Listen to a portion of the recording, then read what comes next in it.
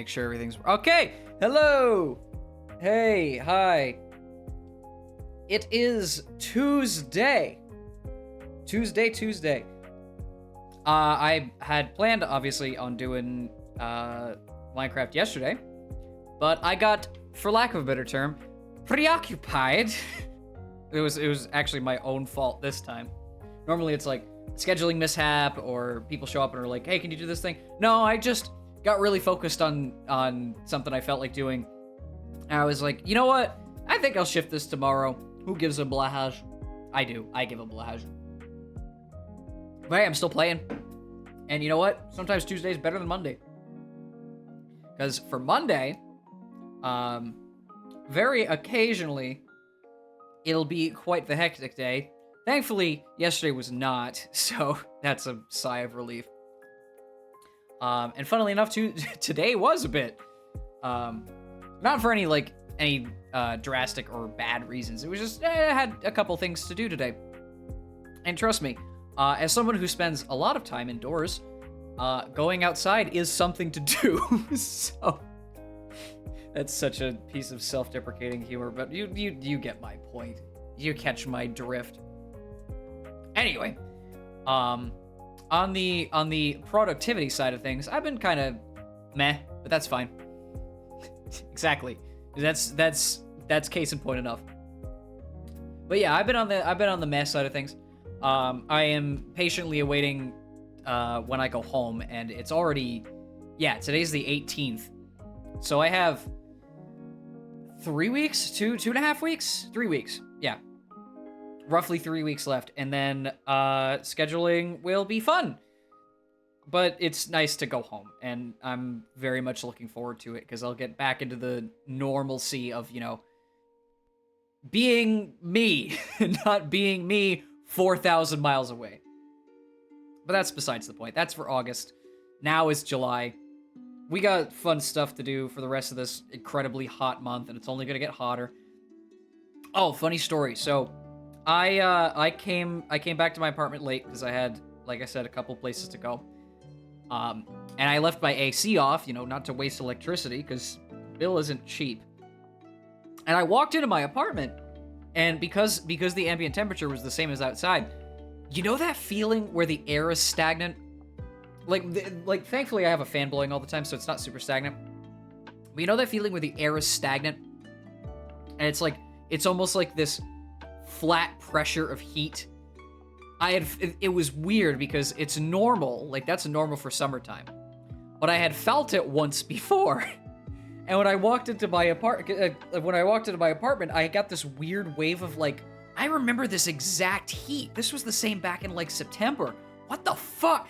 And it's weird how a weather condition can make you feel nostalgia for several months ago. But I don't know. It was just something that popped into my brain when I entered my apartment. And I don't know why I felt like that. I don't know why that came out of the spur of the moment, but it was just funny how similar it felt in a weird way. It was literal deja vu, and I have no idea why it happened, but it's hot. So every day that it's hot is hot. I don't know why today specifically felt like another day that was hot a while ago, but oh well. Probably my brain randomly plucking a memory from nowhere, as it usually does. But that's besides the point. Today, to sort of counteract the absolute travesty that was last time I played Minecraft, I thought I'd chill out a little bit, and I have an idea floating in my head. It's not fully concrete yet, but I know what I want to do. It's a building project. I'll lay that on the cuff right now. And I need a lot of stone. I need a lot of stone. Actually, no, not stone. Deep slate. I need a lot of deep slate. Problem is, I'm gonna have to figure out what to do with tools because all my toolsmiths are dead. They died, so we'll figure that one out. Anyway, enough of me jim-jammering. I have progress to make for this probably long-standing little mini project that isn't industrialization in massive scale. So let me swap on over and we'll get into that. I of course need to boot the game up first because I don't trust Minecraft. To this day, I will never trust this game on this computer specifically. I have no idea if it's going to be functionally any better on my big PC at home, but I swear, every single time, it do the crash. Minecraft do the crash. It's also taking heckin' long to prepare. It's fine, we get to enjoy some nice lo-fi, live-only lo-fi. Chillin'. I love putting lo-fi behind Minecraft. I think it's two things that just go together so cleanly.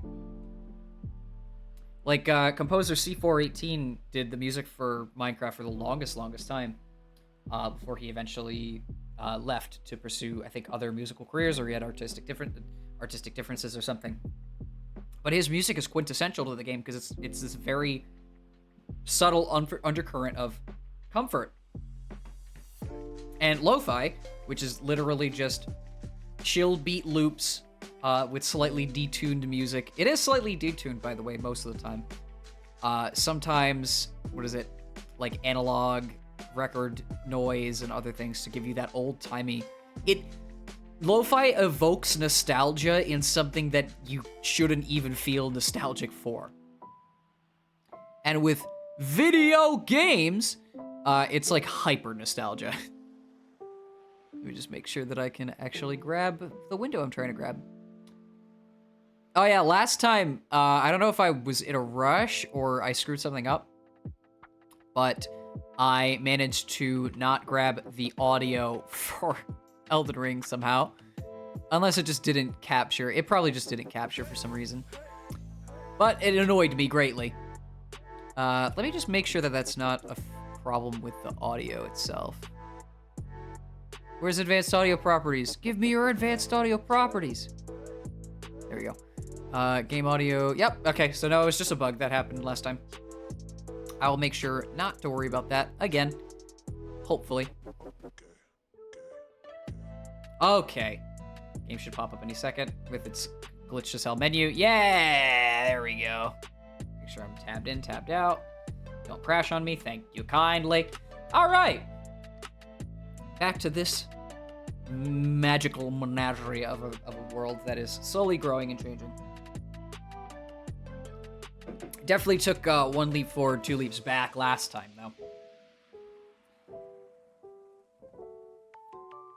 Let's take a gander at where we had dropped off. Oh, great! It's raining again. Yeah, it never escapes. I can never escape it. Oh, Minecraft. There we go. All right. But yeah, of course it's raining. Why wouldn't it? Forever and a day, always rain.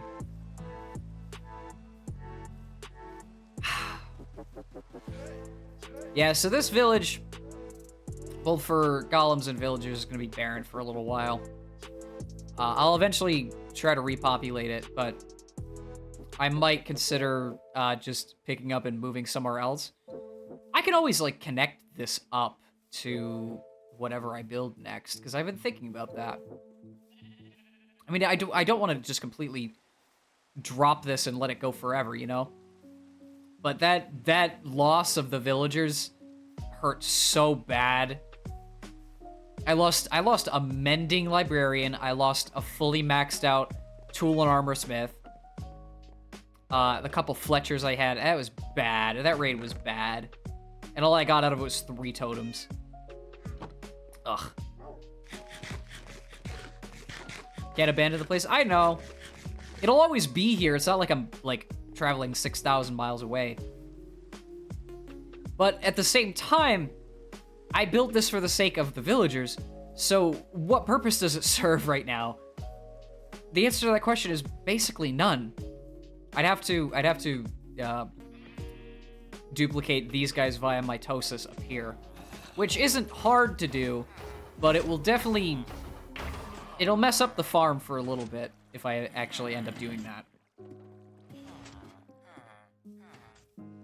Alright, anyway. I have to prepare to go mining. Oh, I have pickaxes. I have pickaxes and torches, so should be actually okay to just straight up go into the caves. I will be using these for something as well, eventually. Eventually. Oh yeah, that's literally all my exploits from last time was just those cherry blossom trees. The idea was to like explore 120 stuff in this world, but the raid basically distracted me to such a heavy extent that I didn't have any motivation to go look for other stuff. That physically hurt me. That will probably be one of the biggest, like, what would you call that? Like, points in time to reflect on. But who knows? They say that every time something comes across as a really negative situation, you come out of it more positive on the other side. So who knows? Maybe in the future, I might have a better village. I'm planning on it, actually. Where does this lead? Oh, yeah, is this the... No, this is an underwater cave. I should not be here. Hopefully these pickaxes will do me kind. Don't really have a lot to work with. Right, so we dug that section out. Don't remember why.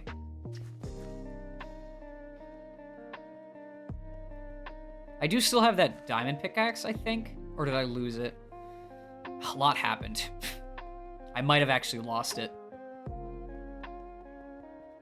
How long did I dig this tunnel? And where did all this cobblestone eventually go to? Alright, whatever. How long did I dig that tunnel? That's pretty crazy. Okay. I don't think this is the epic mine shaft or anything like that, but it is a deep slate cave. Why did I come here? Actually, I have to remember. Oh, hello. Hey there. Oh, all right. Didn't want to say hi. I light that place up so much. It's partially lit. I very rarely ever visit this area, so stuff spawning isn't super big of an issue for me. Oh, hey, iron. Oh, hey, skeleton. I also have to remember that every single time that I visit these areas, what is it? Every single time I visit these areas, it's part of the same locale that I've been dancing around for the past... God, how long have I been playing this? So the local difficulty is... Where is it? Oh, it's only 3. It's only 3.5. At home, it's probably way higher. Yeah, this isn't the cave I'm looking for. What's on there? Another hole. Need a torch every 5 blocks. The worst part about that is I would love to do that. I would love to just place torches everywhere. But I have, like, no coal. I'm super short on coal. They made it so much harder to get.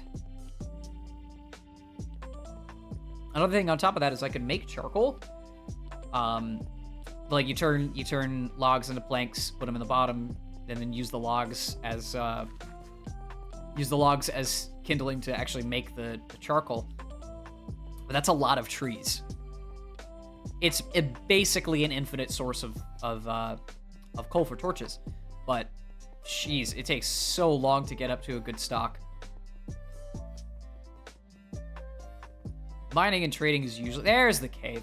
Mining and trading is usually the way, but I can't really trade right now, so... Yeah. Oh, this was the hole. Love the monotony of gathering. In truth, it is fun. It's relaxing. But I like... If I need a lot of resources, I definitely enjoy more figuring out how to most efficiently gather it. Like doing this, I have no problem with this. But 9 times out of 10, I have to be doing something on top of it. Wait, did I bring him? Shit, I didn't. Well, I'll go until my inventory's full then. Or until these pickaxes break, whichever comes first. Oh, you know what I can do? Let's make this actually practical.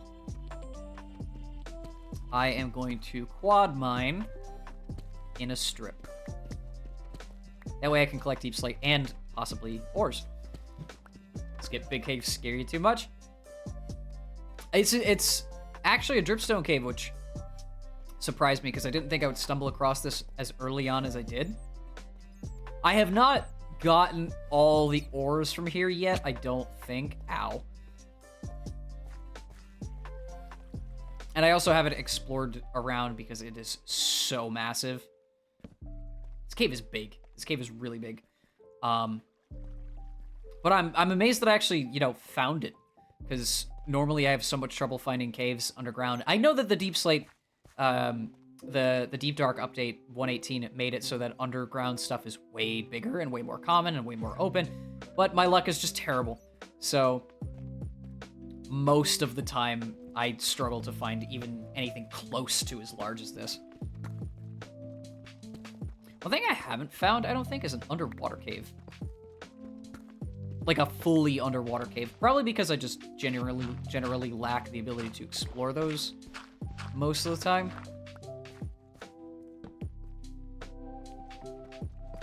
Too much trouble not finding them? Hate it take forever to get the courage to explore. Well, as long as you have an absolutely gargantuan amount of torches, any location can be made safe, at least to some extent. Maybe not the Deep Dark.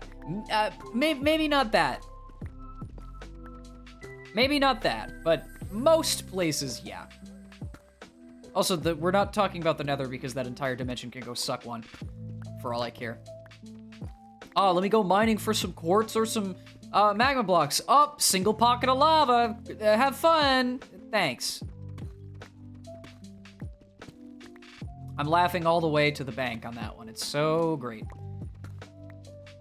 And the number of times you have to go to the Nether for important resources is, it's so much work.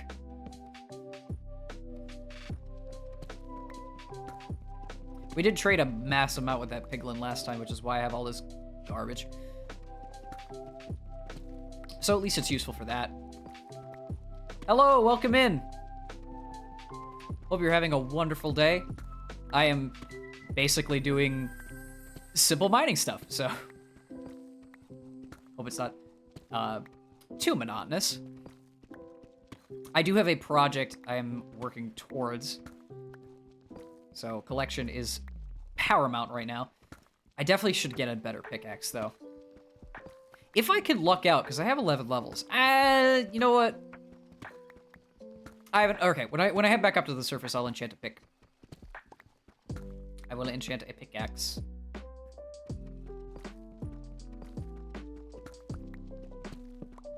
Oh, missed. I've always, ever since the update came out, brain turn off, only rock, only mine, caveman. Ever since the update came out for 1.8, oh shit. Okay. Actually, hey, that's natural lighting. I've always really liked Deep Slate because it's right in between stone and blackstone and on the color spectrum. It's just another building material. It's so good.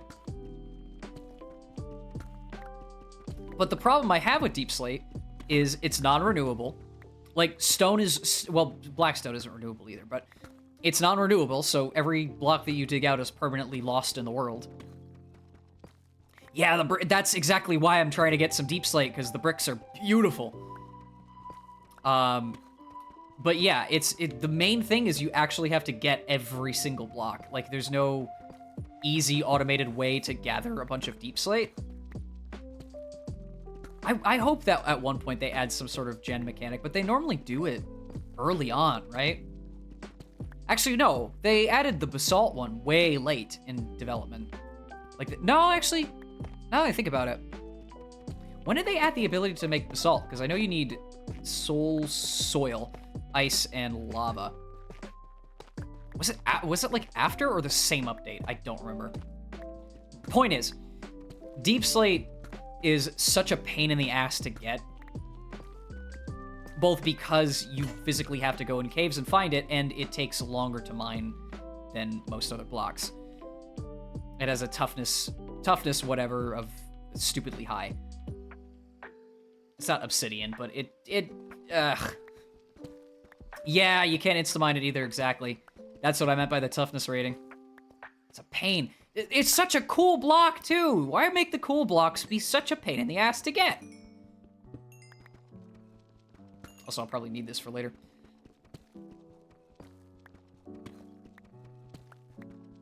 I'm also, like... The thing about Deep Slate as well is it's so... Thank you so much for the follow. Really appreciate it. It's so good for building.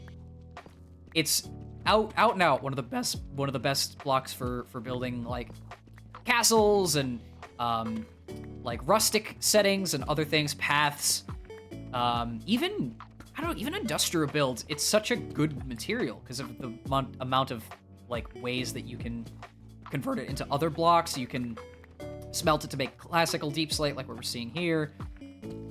And it's just got a good color palette. It might be gray and drab and boring for some people, but for me, it's probably one of the coolest looking stone variants. But yet again, all the things of wonder must be taken away from us by weird game mechanics. I can't wait for them to add a wood type that takes longer to axe down than a standard tree. That'll be fun. 120 did add a lot of stuff for builders. I've mentioned this before, but it really did. I won't say that it added a lot of things. It added big-ass, what'd you call it, buried ruins, or I don't even know the name because I've only seen the one. But it also added, like, cherry blossom trees, which pink wood. It added the... bamboo blocks that you can manipulate. Yeah, the bamboo raft is really cool. So for builders, it's a great update because it's adding more blocks to vanilla Minecraft that are just useful. Gameplay-wise, meh. We get the sniffer, who can sniff things, and the brush to get the Among Us sand. But other than that, nothing super special. But creativity knows no bounds. This is a game of being creative, so... It's literally why I'm doing what I'm doing right now, for the sake of building. Though I definitely do want to come back with a diamond pick, at least. Hopefully if I can get, I don't know, mending on it? I lost the mending, the god pick I had, though. I don't even remember when I lost it.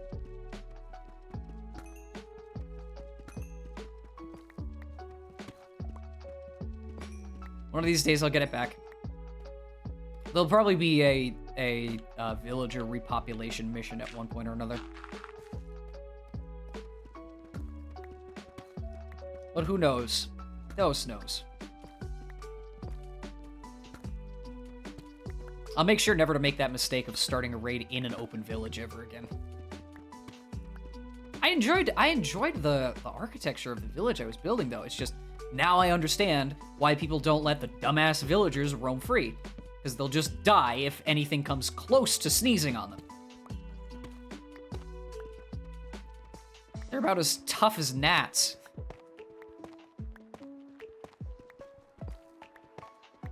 Ugh, tough.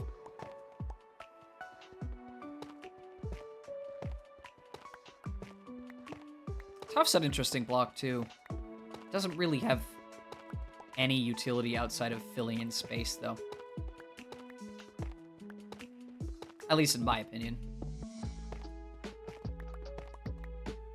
Am I using Faithful 32 or 64? I think this is 32. Last time I checked, it was 32. I actually need to go get torches. Purely because 64 is probably nicer, but I'm kind of a weird person. Some people lean hard vanilla, like the game doesn't look right if it's not basic. And then some people lean like RTX 4090. I want this game to look as good as Call of Duty, that sort of thing.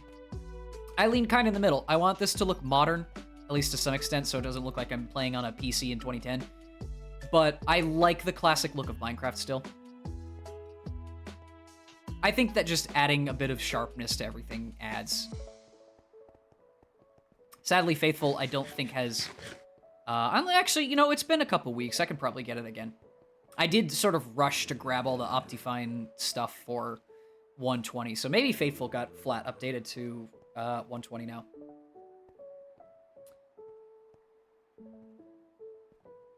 That'll be an issue for later me. What time is it for me? So right now, I am on JST time zone. It is 8:28 p.m., which is late in the evening. Normally I go for about 3 hours, sometimes 4. And at that point, I'm usually either dead tired or want to hit the hay. Yeah, so this is what I mean. This is not updated textures. Oh, 11:30. So it's actually later. Like I said, hopefully you've had a good day. I always hope that people have a good day, regardless of where they are and what they're doing. I know for me, even a blasé day is a good day. It's the days where I do absolutely nothing that are actually bad. All right, unsmelted iron, probably go in the thing. Almost Wednesday. It is Wednesday, my dudes. Ah! How old is that now? I don't even know. Do I even need this? I don't even need this. Why did I mine that iron? I have the farm right there. All right, throwing away resources. Blech. I do have to sort the piglin stuff, so give me 1 second. Gravel, granite. Oh, that's not that. I thought that was dirt. My eyes deceived me. Granite. This should go in the... Did I put obsidian in the ore chest? Or shulker? Yes, I did. And we put crying obsidian in the middle. Quartz is probably supposed to go in the nether. Oh, lapis! Shit! I have space for this. Let's put the coal in the furnace. Oh, wait, no, I do. Durr. Keep organized, me. I know exactly where to put this. And speaking of, I actually can fill out the enchantment table a little bit while I'm down there. Let's grab some of this. Let's see, 4 times 4 is 16. I'll just do the whole stack. Pig wood. It is really pink. Like Barbie pink. Did I grab the leather? Yeah, I did. Oh, I need... Right. You're not... You can't make bookshelves with just leather. You actually need books. How did I forget the most important part? How's the sugarcane farm doing? I know I dropped a bunch in here before.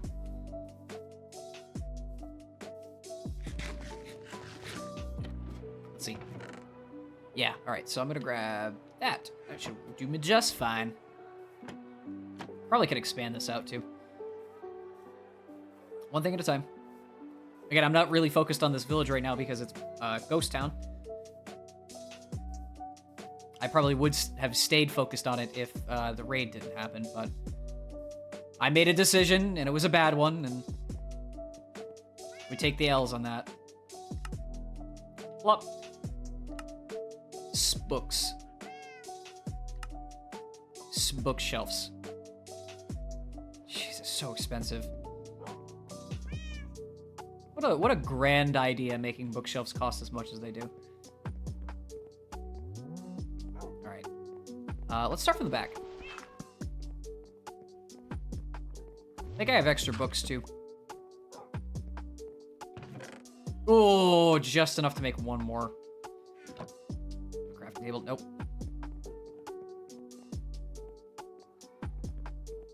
Those banners will stare me in the face for eternity. When my hubris got the better of me. How you doing, Isaac? You enjoying the fact that it's so silent in the village now? Me too, man. Damn shame. Shame. Damn shame. There we go. Alright, let me see if I actually have a spare diamond pickaxe, if I can get lucky. No. That would be a hard no. So I lost... Yeah, I lost every diamond pick I had. That sucks. That has Silk Touch and Unbreaking. Let's put stuff away. I forgot to put the lapis away. Only 15 bookshelves for level. Yeah. Thing is, I don't have a lot of books because I don't have a lot of cows, which means I don't have a lot of leather. I did visit the stronghold, so I can probably go back there and get a ton of books that way. I just didn't feel like touching the library at the time because I was so dedicated on fighting the dragon. Let's... Should I blow some levels? Yeah, that works. Allow me to mine a little bit longer. Oh yeah, I have soul speed for some reason. That was from the piglin. Put some stuff back. Also, I always like to slightly overdo the amount of bookshelves I have for aesthetic purposes. Is it efficient? No, not even close. What mods do I have? Oh, this is, other than Optifine and shaders, this is pure vanilla. I'm very much a vanilla player. I know some people are up in arms about that most of the time, but I like just plain Minecraft. Which is why this update got me really excited, because it adds more building blocks to vanilla.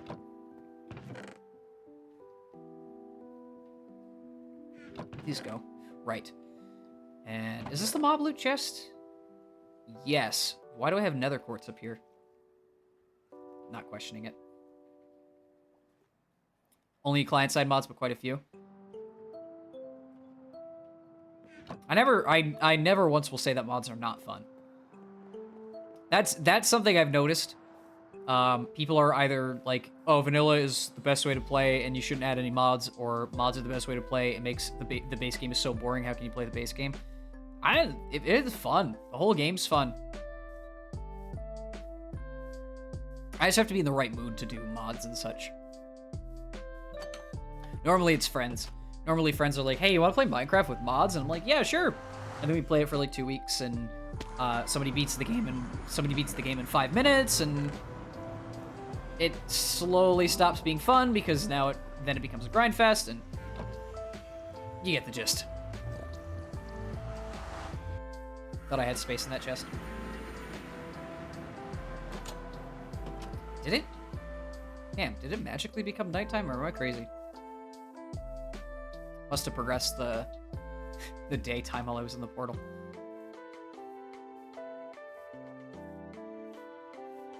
Alright, do I really not have ender pearls? Did I really use all of them?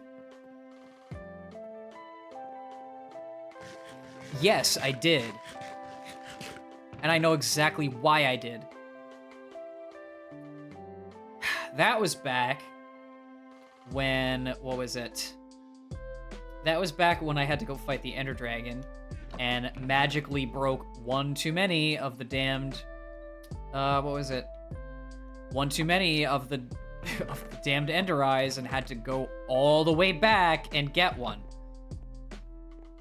Gotta fix my mods. Game crashes every 10th time I switch. Oof.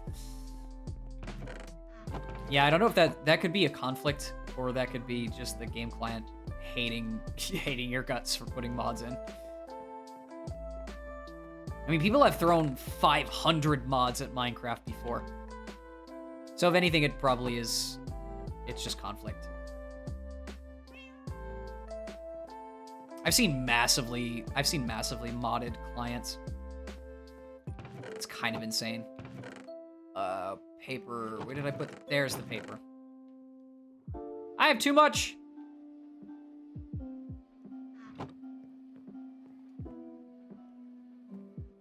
Oh, gotcha. I've heard of that. Is it one of those what's it called? Mod loader packs or whatever they are? Something like that. You download like a client, and then it's either CurseForge or like what's the other one? Overwolf or no, not Overwolf. What the fuck is it? I don't remember. But it ports a bunch of mods all in a package, so you can play them all at the same time. Did that a couple times. Do I need more pick? Oh, my inventory's empty now, which is a huge plus. Should I make more pickaxes? Never hurts. Never hurts. All right, two for each, and let's grab. Do I have any? I have spare iron. I always keep spare iron in here because I have thousands. Could make a diamond pick and enchant it, but I do not want to waste those diamonds anytime soon. It's like a not a trust fund. What's it called? It's like savings. Always gotta keep it in your back pocket in case the boiler room explodes in your house. Hey, how are we doing on gunpowder? I'm curious. Let's check a Rooney.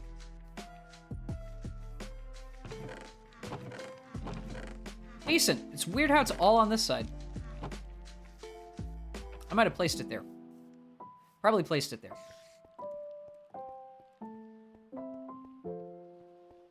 Anyway, back down to the depths we go. I want to fill up at least one shulker. And then kind of do the outline of what I want to build. I might have to do some terraforming, though, depending on how big I want it to be. I am in the middle of a mountainous... Not mountainous, it's very hilly. A very hilly savanna. So it would probably be a good idea to flatten things out at least to a degree.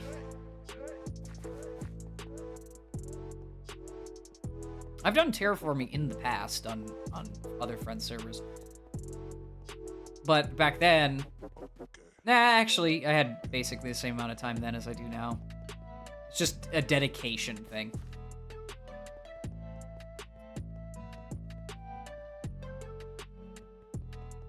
I think I talked about this. There was this one time I built a lighthouse using... what was it? The redwood from mangroves and blackstone. And then the entire underground was this magma block tunnel, and it was one of my most favoriteest builds. Am I in the wrong cave again? I'm in the wrong cave again. I went the other way again. I do want to recapture that aesthetic, but I feel like I would repeat old steps of building, and I never like to build the same thing twice.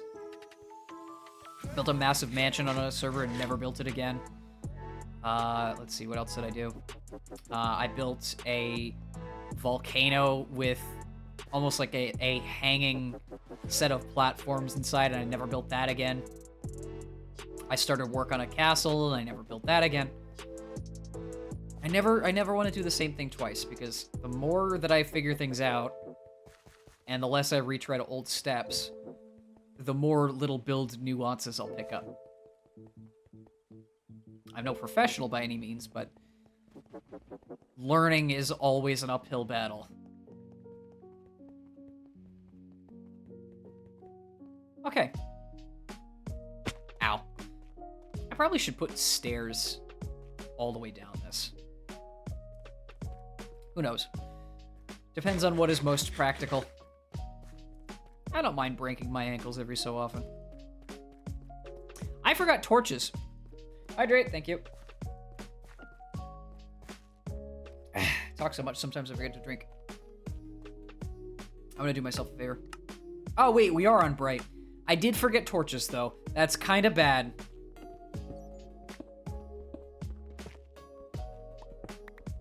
I can't really see.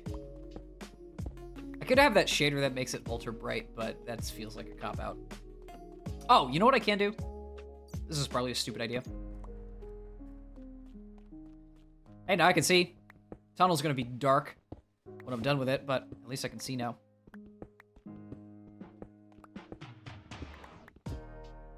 It's funny. Granite looks less terrible on Faithful.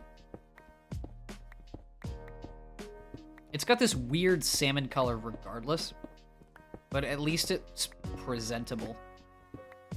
Polished, hold on, what does polished granite look like on this? Oh, it's smooth. Well, no shit, it's smooth, but it's not bad. What is, hold on. What is that? I have no idea what that is.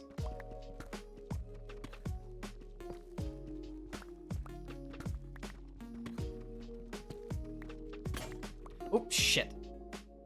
Always freaks me out when I break a pick.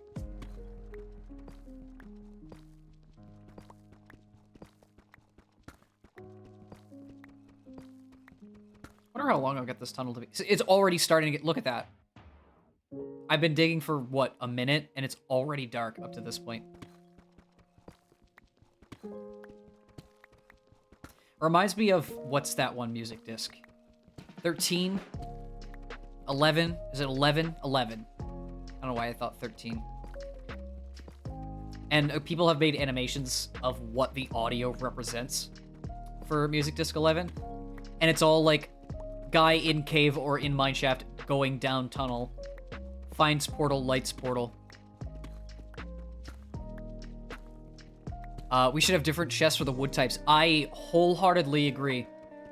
We should have different ladders too.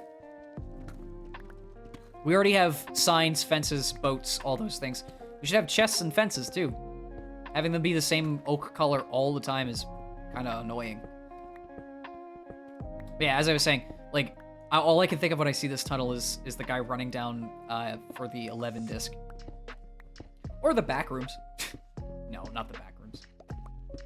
I did play that Escape the Backrooms game with friends I mentioned before.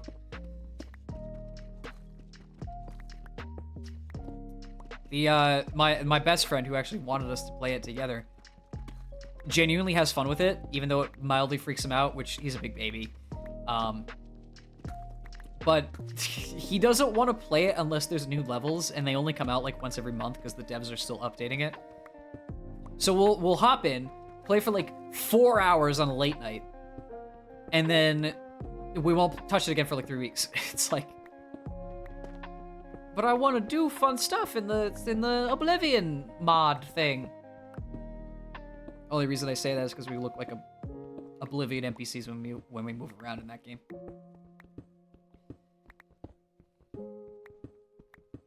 What country am I in? I am currently, I'll be here for the next 3 weeks or so. I'm currently in Japan. And I've been in Japan for, what, 10 months? Yeah, Jesus, 10 months. It has been far too long. It's for research, it's for exchange. I've discussed this already, but I do wish it was I was only here for 6. After 6, it just started to become a bit of a slog. Oh, New Zealand! Nice.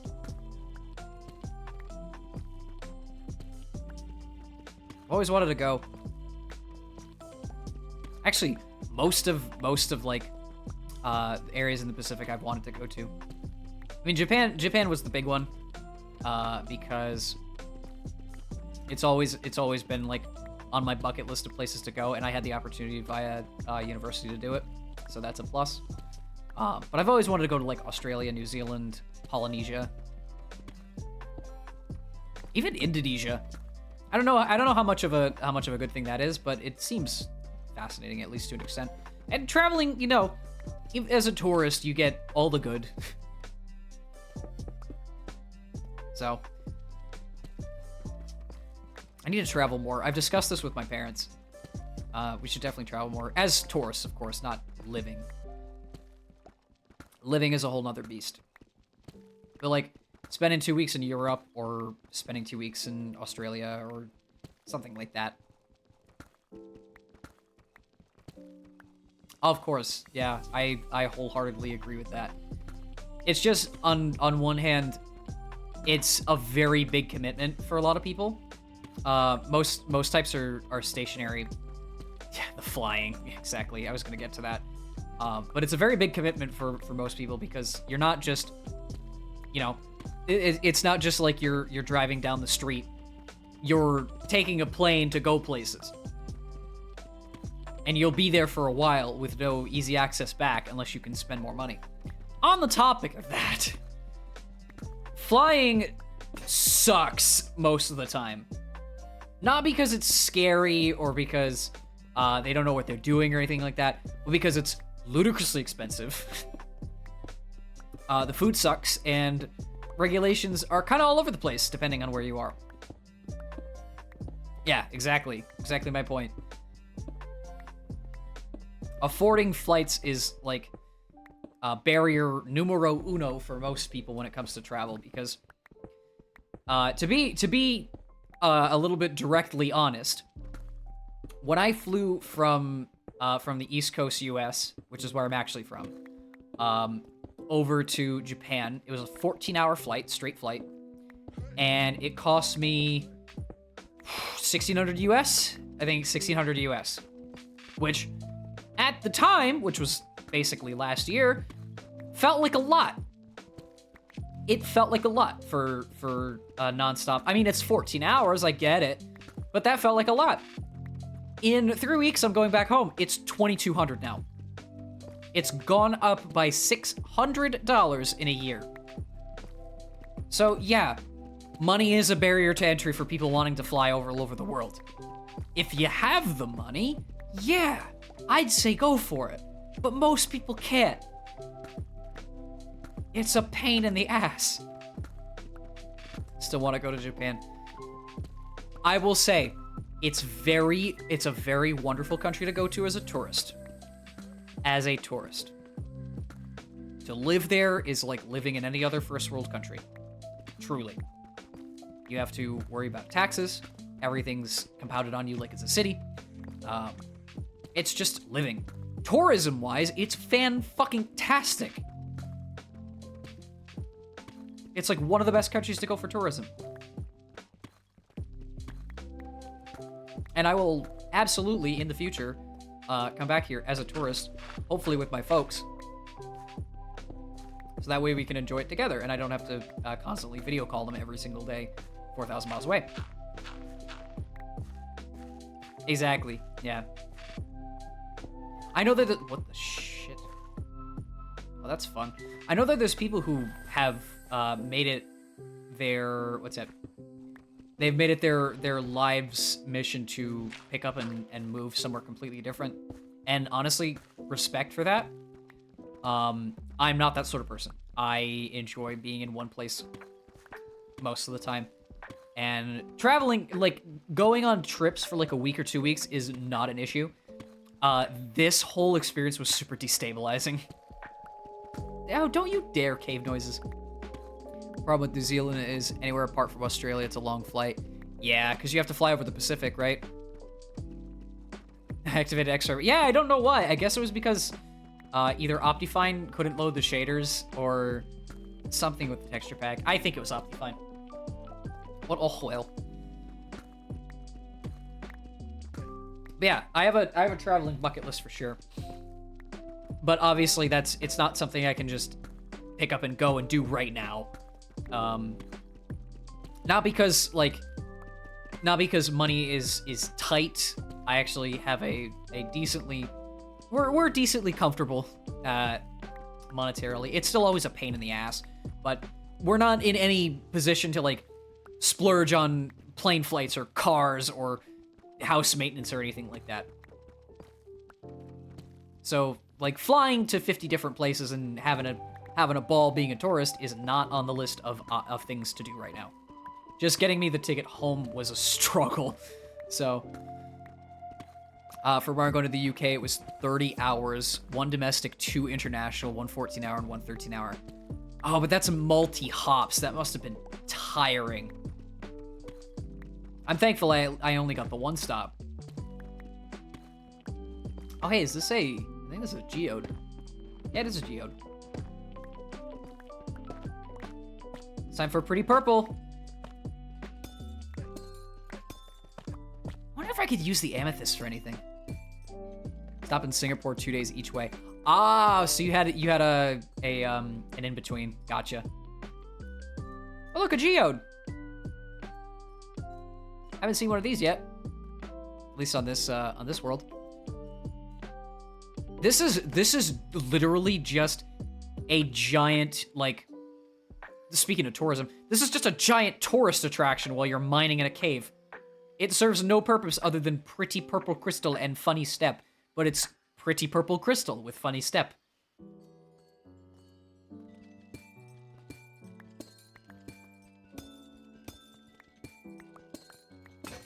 Oh, there goes the next pick.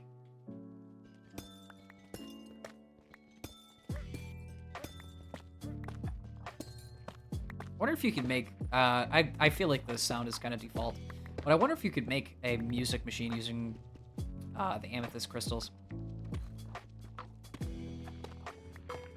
At that point, just use no blocks, but it feels like it'd be fun.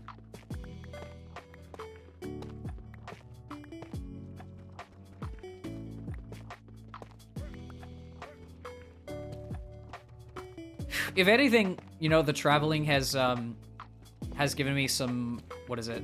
What would you call it? Cultural awareness, I guess, is a term. Most people who are cloistered at in their same space all the day are usually surrounded by the same people, the same environment, the same language, the same, you know, customs and things. Traveling somewhere else allows you to see into how other people function on a daily basis. And it is insightful, if nothing else. Though, depending on, like, culture shock and things like that... Oh, shit. You can do what's called cultural backsliding, I think is the word for it.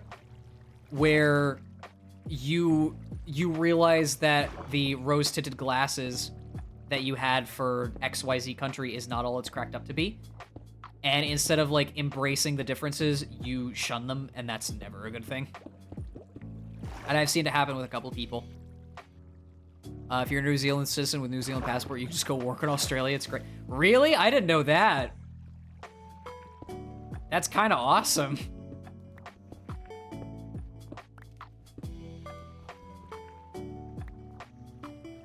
I always had this mental impression that that New Zealand and Australia, while they were very close, do have some separation. I'm sure there is. But that's funny that legally there's not a big distinction. I wish that was true for most of the world, but nationalism exists for a reason. Imagine you could just get a degree in England, go work in France, and then get another job in, like, I don't know, like Hong Kong or something. Without having to do paperwork. Oh, what a dream. We're gonna ship you off to do some international work in Singapore. Oh, really? Do you have to do any paperwork? Nope. Definitely some separation. We got lost. Yeah, that's what I was thinking was the sports competition. Heard a bit about that. What the fuck?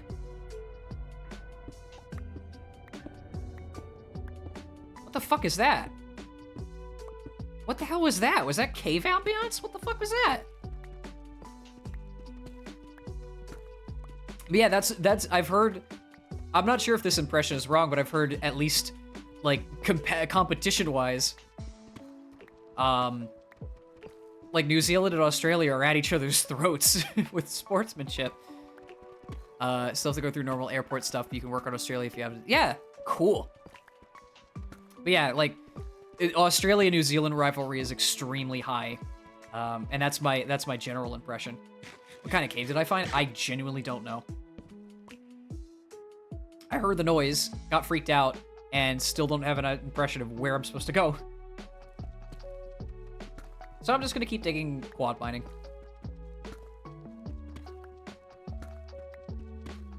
I swear, I looked at the playlist just now. Wait, why does it say... Hold on. Oh, it is! Yeah, I looked at the song that's playing. That is the song that's playing, right? Yeah, it is. I swear, I thought that was Sonic. I thought that was Sonic music. This is my personally curated gaming chill playlist, so that's funny.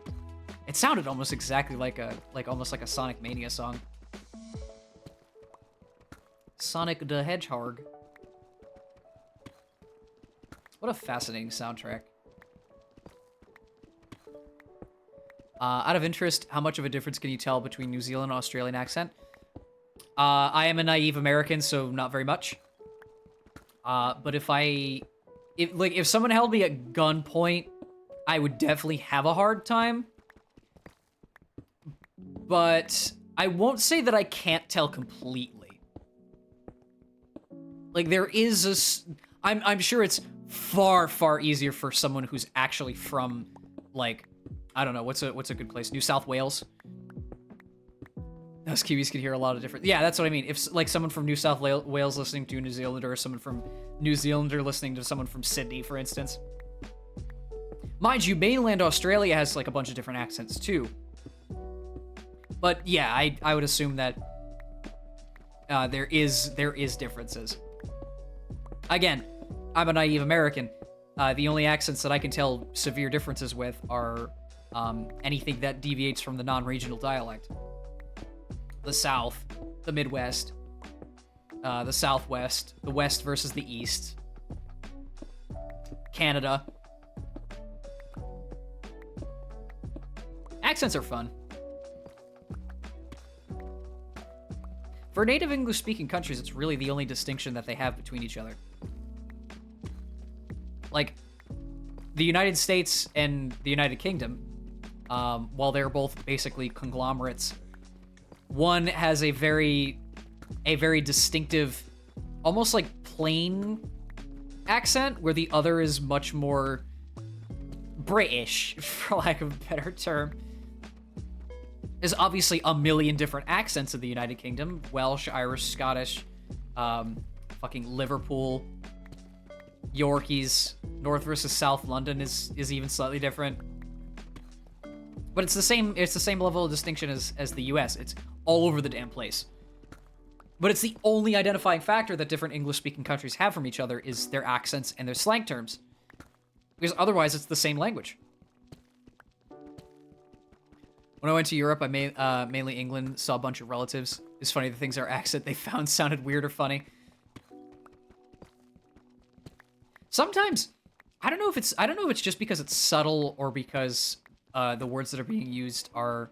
it's probably because I've listened to a lot of people with a, let's say, London accent or a Australian accent. Using Australian is very general, but you get my point. It's actually sometimes hard to discern. Like, if someone... It's not like I can't hear accents. I can hear accents. But it's sometimes hard to discern what accent it is, because I'm just so desensitized from the number of people on the internet I've heard speak in different ways. The only time... Like, again, this is me, dipping into some linguistics. It's the second time I brought up linguistics. The only time that it really becomes distinct that someone, like, definitely has an accent and isn't talking normal is if they're not fully fluent. Like, my research director, while he's a really nice guy, has a good grasp of English. Pretty good grasp. Like, he can stifle conversation and relay pretty complex topics in English, but he struggles to find sentences sometimes and will dip back into his Japanese because he's not fully fluent. So there I can tell, like, yeah, you're not fluent in English, and I can tell that you have an accent because you're not fluent in English. But if someone's, like, fully fluent in English, especially if they're a native English speaker, sometimes I just really don't even pay attention to the fact that they have an accent. Also in England, as a non-American, you can really hear the American accents. Yeah.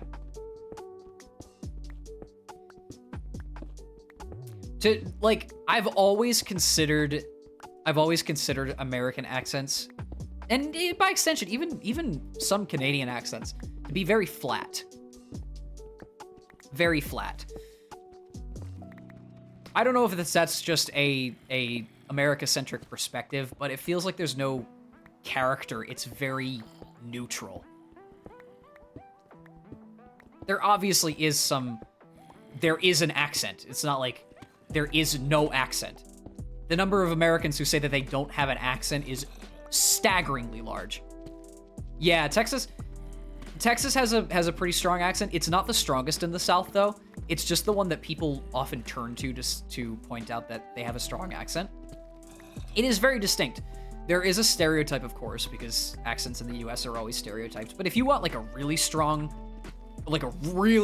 accent, Louisiana is way worse. Louisiana is horrible. I'm sure people from Louisiana can hear each other. If you want strong Kiwi accent, South Auckland. Is that where it's really strong? My mom has a friend from Australia, and she said that, what is it? Is it Perth? No, it's not Perth. I think it's New South Wales. One of those is really, really strong for an Australian accent. Almost to the point where it's, what's the term? Not Geordie. There's a term for a really, really thick Australian accent, but it's like one of those areas. Sydney, I've heard, is pretty neutral. At least for an Australian accent. There's always one place in a country that has like the thickest accent. Like Central London Cockney is really bad. Liverpool is horrible. Welsh is horrible. The joke with the Scots is that you can't understand what they're saying most of the time because their accent is so thick. It's the stereotypes. It's the stereotypes. Some people are worse than others. Some people come from a background where the accent is so unintelligible that it almost is laughable. And then some people try to stay away. 25-minute flight to Wellington.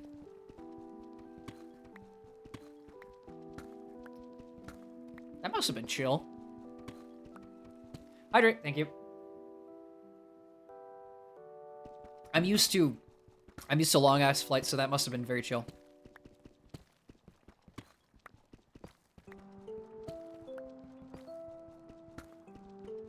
But yeah, accents are funny.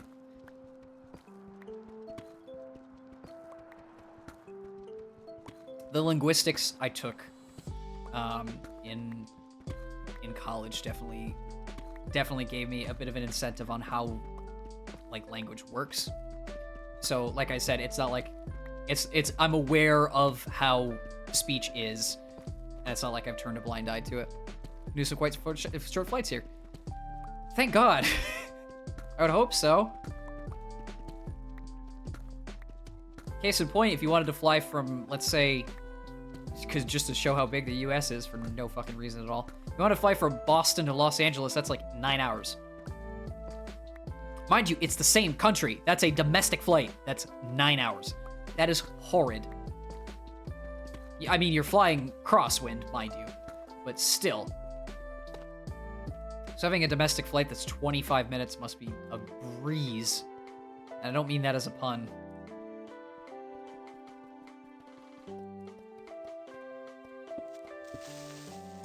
Ouch. Oh, hi. Thank you kindly. They've actually cleared out some of the cave for me. I want to go to Stewart Island someday. That would be fun to see. I'm assuming, is that off the coast of New Zealand? I would assume so. And if it's not, it's probably somewhere in the Pacific, right? I don't know my vacation locations or minor islands or anything like that. Funny though, third main island. Oh, third main island, really? Did not know that. Probably because my perspective is the two big ones. That's fair. But funny I bring up islands. My lab director was chatting with us today because we had a bit of a late shift. Only on 440 people. That's tiny. But we had a bit of a late shift. And he brought coffee because he was drinking coffee at the time. Any time's good for coffee, by the way. And on his coffee mug it said Guam. And he goes, because obviously I'm American. He goes, so Guam is pretty famous, right? And I went, I mean, not really. It's sort of just a territory of the US. And he goes, oh, well, for Japanese, Guam is a very, very famous vacation spot. And the reason why is because, like, you would think that going to Hawaii would be, like, primo visiting American culture thing, right? No. Going to Hawaii is a long-ass flight for Japanese citizens. It's like, God, it's like 7 hours because it's so far in the middle of the Pacific. But Guam is only like 2-3 hours away, which is so much easier. And it's tiny, and there's tourism there, and it's nice. And it's not American per se. It is just a territory. But it's a vacation spot. It's like visiting the Bahamas or visiting, like, Bermuda. I went to the US a few years ago, trying to get my head around imperial system. Oh, oh, don't get me started on our dog shit imperial system. I am one of many who is fully aware of how utterly convolutedly stupid the imperial system. It's not even the imperial system anymore. It's basically the customary system. Because we have units of measurements that steal from metric and then sort of hodgepodge them together into the imperial system. I still find it absolutely dumb that a majority of the world is in 1 meter, there's 100 centimeters. In 1 centimeter, there's 10 millimeters. And it's like, those are good divisions. Like, decimeter is 10 centimeters. You know, it's simple. It's factors of 10. And in the US, you got 1 mile is equal to 5,280 feet. 1 yard is equal to 3 feet. 1 foot is equal to 12 inches. Like, shut up. Where are you getting these numbers from? Imagine aliens landed in the US, so you have to explain that to them. Oh, don't, yeah, huh? The worst offender, by and large, is liquids. Liquids are such a pain in the ass to understand. Because there's fluid ounces, and then there's cups, and then there's pints, and then there's quarts, and then there's gallons. And then there's barrels. Barrel is a measurement of liquid quantity. If they didn't get shot. Yep. Yeah. But yeah, barrel is a measurement of liquid quantity. Which, what? I guess they're using it as, like, kegs for, like, drinking, but still, that's stupid. Let's probably get all the cobble deep slate out of here. Yeah, what the heck is a barrel? Exactly. There's some stupid measurements. The stuff has been measured in, and I'm not even kidding, arms before. Things have been measured in bushels. It's really stupid. The worst thing too is a couple measurements are horrifically close to how the metric system works. Also, whose foot is that, right? Why did they name it a foot? But some measurements are horrifically close to how the metric system works. Like, case in point, a ton, right?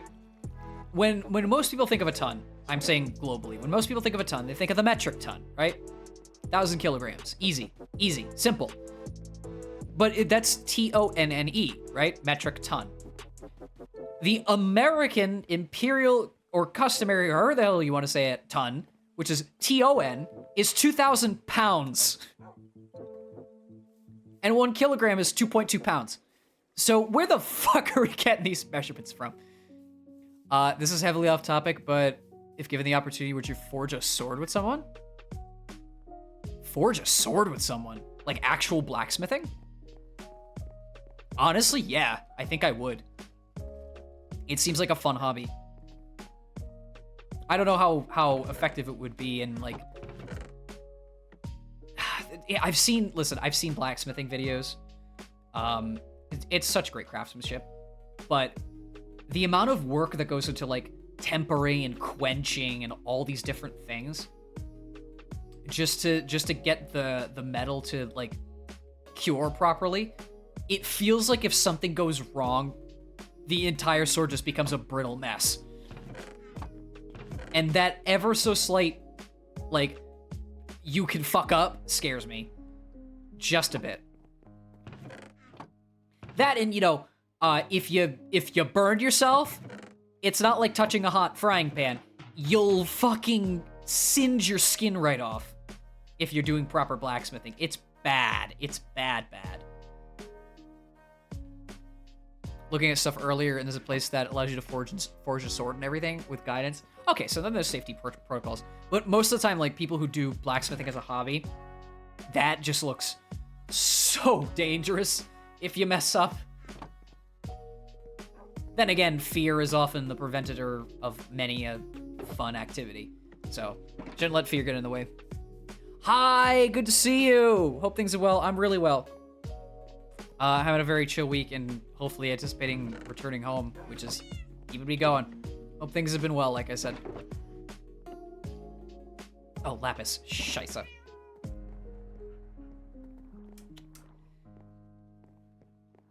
But yeah, I would genuinely like to forge a sword one day. Weaponry. Okay. This may sound like herder American likes weapons. Weaponry in general is kind of cool. Like any form. Swords, melee weapons, bows, crossbows, firearms. As a like technology, yeah, they're used to kill people. We know this. As a technology, they're super fascinating. Warfare often brings ingenuity, and the amount of ingenuity in weapons is kind of insane. Like, there is straight up this sword with a bunch of hooks on the edge of the blade. It's either hooks or like straight bits. And it is called the Sword Breaker because it's meant as a parrying tool to catch an opponent's sword and lock it in place. Finally got a moving emoji.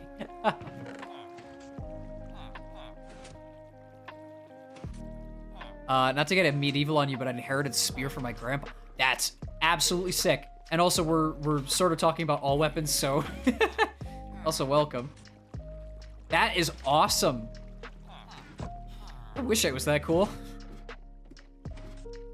Is it like a traditional hunting spear, or is it a like a proper like knight's spear? Because either way, that's cool. That's so cool. What was I saying? Swordbreaker. Right. It was used as a parrying tool, and in duels between swordsmen, more decorative. Oh, okay, that's fair. Decorative weapons are still nice. Well, thank you so much for stopping by. Really appreciate the talks we had. Hopefully the rest of your night goes well and you hit the hay. And I hope to see you again. But yeah, the Swordbreaker thing. Blah, blah, blah, blah, blah. They used it to catch swords, and then you could come in with a close range weapon and wreck shop, and it was super useful. Not practical, mind you, but it was effective. And there's fun tools that were used for like disabling your opponent and things like that. Weapons that were effective against armor, weapons that were more effective at range. There's this fun little, like, I would call it a subclass. Oh shit, I haven't slept. That was terrifying. There's this fun little subclass of, what is it? Me went mad. Crossbows called windlass crossbows. Thank you so much for the follow. Really appreciate it. And windlass crossbows are really interesting because a normal crossbow is basically, in the Imperial system, it's foot-pounds of force. Like, the amount of draw weight is based on how tense the bowstring is and how much force the arrow is released at. So the stronger the pull force, the stronger the crossbow, or the stronger the bow. Like, there are longbows that have 120 foot-pounds of draw weight, stuff like that, and you gotta be a real strong person to do it. Windlass crossbows are essentially the heavyweight crossbow of the medieval archery family. And there are windlass crossbows that literally require, like, an attachment to pull the bowstring back because it's so impossible to do it as a human being. They have draw weights of something like 1,200 pounds. And yeah, that's a lot of draw weight. No human being could do that with their two hands. You need some sort of mechanism to pull it back. Mind you, the arrow digs in so deep into targets that it would probably penetrate metal armor like tissue paper. But you fire off a bunch of those at long range, and you can essentially get insane crowd control. There were some wacky inventions in the Middle Ages. Also, not to bring up old demons again, but while it's one of the coolest weapons in fiction, it has so many awesome uses. There's so many cool characters that use it, and amongst other things, a scythe is not effective as a weapon at all. A scythe is one of the worst weapons you can actually use. It is not built for combat, it is built for farming. You can make an argument that, farming tools eventually became into weapons, and that's how we got the sickle and the curved sword and stuff like that. Yes. The problem with the scythe is there's no torque on a scythe, and the blade is usually so fragile because of the angle that it's coming off of the arm that it's completely impractical. And it's not like a halberd or a spear where you have like increased distance. Most of the time, the inner edge of the scythe is the sharp bit. So you're spending your entire time just being unable to do anything because every time you try to attack your opponent, you're pulling them into you, which is not what you want from a long-range melee weapon. So, like, the clunkiness of it, plus the ineffectiveness in basic combat, and the fact that most sides, unless they're commas are different, but most sides are impractical. They're just completely impractical. If it's a two-handed scythe, it's not going to be effective. And you may be wondering, Jake, what the hell is a comma? A comma is more in line with, like, the Swordbreaker, like, where it's used more as a parrying and defensive tool. It's essentially a curved blade on the edge of a short handle, so almost like a dagger with a scythe blade on the tip. And it can be used to parry, to catch blades. Yeah, K-A-M-A, comma. No, not a coma. You probably put people in a coma if you hit them the wrong way with a comma. But yeah, they're super effective combat tools because they're used for utility and less for direct offense. Something like a rapier or a short sword, or like I said earlier, a halberd or a spear would be used for direct offense, whereas a comma would be used for defensive purposes or disarming purposes or stuff like that. Now, mind you, when I say, like, oh, it's used for parrying, remember that Dark Souls is not a real game. Remember that Dark Souls is a video game, and parrying does not work like that in real combat. You don't just hit your shield against something or hit your sword against something and they go, oh no, I've been attacked. But hear me out, I look cool. Yes, that's why sides became so popular. Literally cool factor alone. Cool factor is the only reason why sides are popular in fiction. And I fucking love sides. I think that sides are the coolest weapon for a character to hold. But they're just... don't use them. Don't actually use them ever. Anyway, yeah, parrying in reality is much more of an intricate dance of not getting hit while also trying to get rid of your opponent's weapon. And there is also, on top of that, martial arts techniques that double down on that aspect. Where, let's say someone's coming in with a halberd, instead of like shifting to the left or shifting to the right or trying to directly avoid, you do like almost like a turn towards the handle and grab it, and now you have leverage. So you could use that against your opponent to, you know, mess with them. There's this video by a very funny Australian guy named I Did a Thing, who's, I don't know if I would call him the Albert Einstein of dumb inventions or the Oppenheimer of dumb inventions. But either way, he makes dumb inventions. And he made 2 separate videos on a tool called man catchers, which are essentially these long sticks with a hemispherical, hemicircle and almost like a pronged. It looks like bull horns, but it's not sharp. And it's meant to keep you at a distance from your assailant and lock them in place so that they can't come towards you. Like, let's say they're holding a knife or something like that. And it's meant as a non-lethal way of knocking them down. Problem is, if your attacker grabs onto the pole, they can just use it as leverage and climb towards you. So it's not super effective. Of all the places I'd learn about weapons and such, didn't expect a Minecraft stream at 5 a.m. Hey, I am filled with random knowledge. Not to brag, but I've won almost every Trivia Murder Party game I've ever played in my entire life. So, I just know random things, and I like talking about random things. Based. And my entire purpose in life is to find funny thing, talk about funny thing or interesting thing for long-winded periods, and enjoy time talking about funny thing for long-winded periods. And, you know, even if it's not... Thank you for that. Even if it's not the most insightful or correct thing, I like to hope it's at least interesting. I might get stuff wrong, because, hey, I don't know everything about everything. I'm a jack of all trades.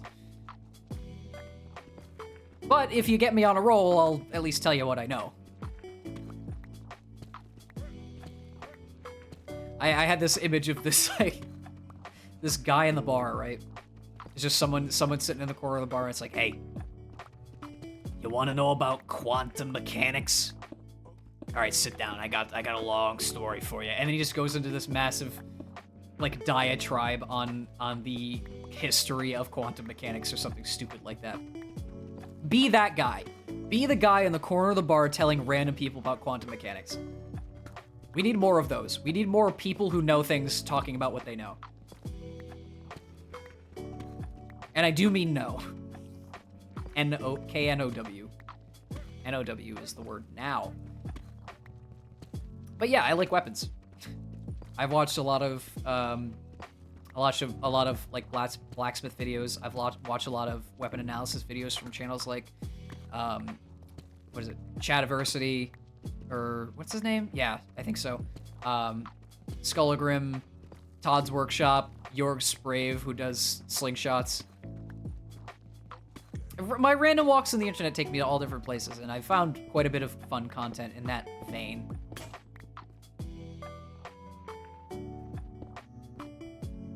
And if you're ever of the mindset of like, are weapons that interesting? I'd say go for it.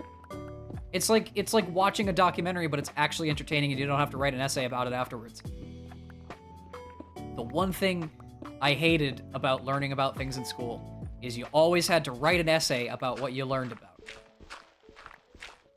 There were so many interesting things I learned about in school too, like genuinely interesting things. I'm a nerd, so there's a lot of things that are interesting to me, but like, different periods in American history, like historical literature, like theoretical mathematics, stuff like that.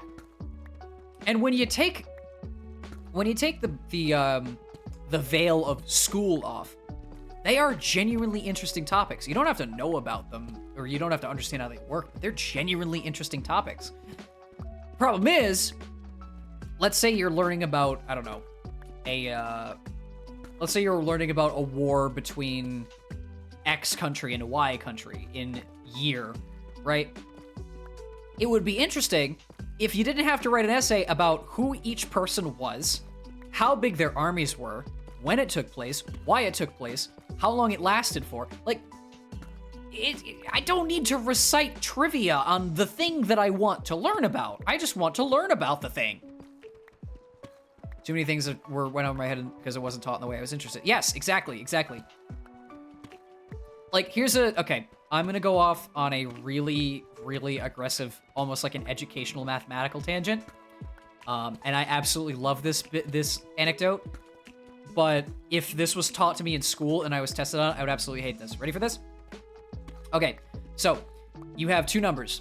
Let's start with 3. Let's say the number's 3. So there's different tiers of how numbers are put together. So basic orderly functions where you go 1, 2, 3, 4, and adding where you can add different numbers together. So like 3 plus 3 is 6, 3 plus 3 plus 3 is 9, you know, simple. Then there's multiplication, where you do 3 times 3 is 9, and 3 times 3 times 3 is 27, and yada yada. Right? Simple stuff. Everybody knows addition, multiplication. Right after that, the next step up is what is called, exponentials. Power sets, things like that. So 3 to the power 3, which is 3 times 3 times 3 is 27. And, you can keep going from there. Exponentials is where stuff starts to get a little crazy because it grows really quickly. But we're not even close to, where we need to be. You go up a step from that. You actually can go up a step from that. And this may sound weird, but let's say we have 3 to the power 3, right? That can be written in this notation of an arrow pointing up. So 3 to the arrow 3. It's that weird caret symbol, the thing right above the 6 on most keyboards. Yeah, so you can write 3 to the arrow 3, and that's 3 to the power 3, which is 27. Simple.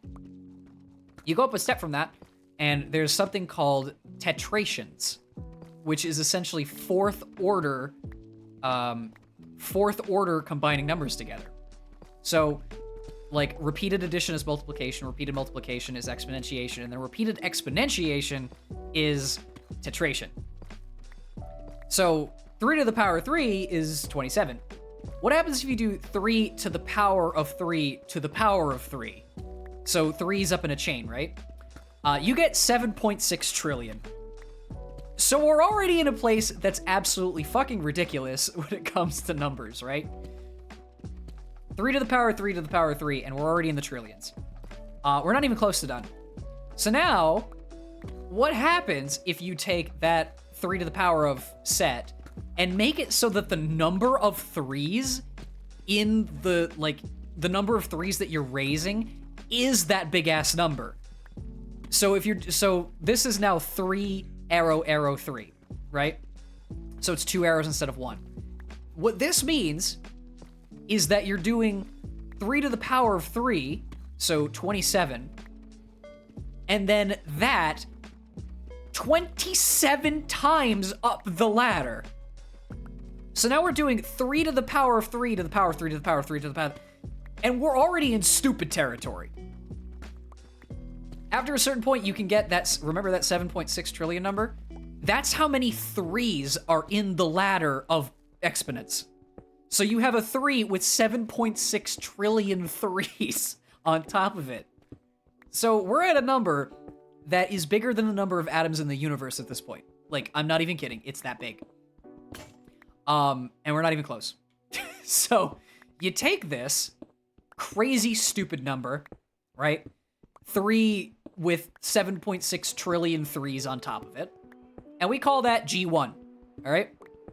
Cool? We're on the same page? Got it. So that number's G1. That absolutely unfathomably large, massive number that makes absolutely no sense is called G1. Now, what happens if we do... You raise his hand? Yes? Would you like to ask a question? I will wait patiently. I'm still going. We're still going with this number thing. But yeah, we're already at 7.6 trillion a tier. Professor, what even was your major again? Oh, engineering. So I know some stuff about mathematics. Anyway, let's get back to the stupid power system. Pi is 3, by the way, as every engineer will tell you. So we get 3 to 7.6 trillion, whatever, power 3, right? Stupid. Absolutely dumb. Great. This is G1, right? Okay. So from here, what happens if we take that insane power set and the number of 3's? Hello! Hopefully things have been well with you. I'm in the middle of a mathematics tangent, so I apologize if this is really fucking boring. What a thing to show up to. But as I was saying, so we had the 7.6 shit. The 7.6 trillion high exponent.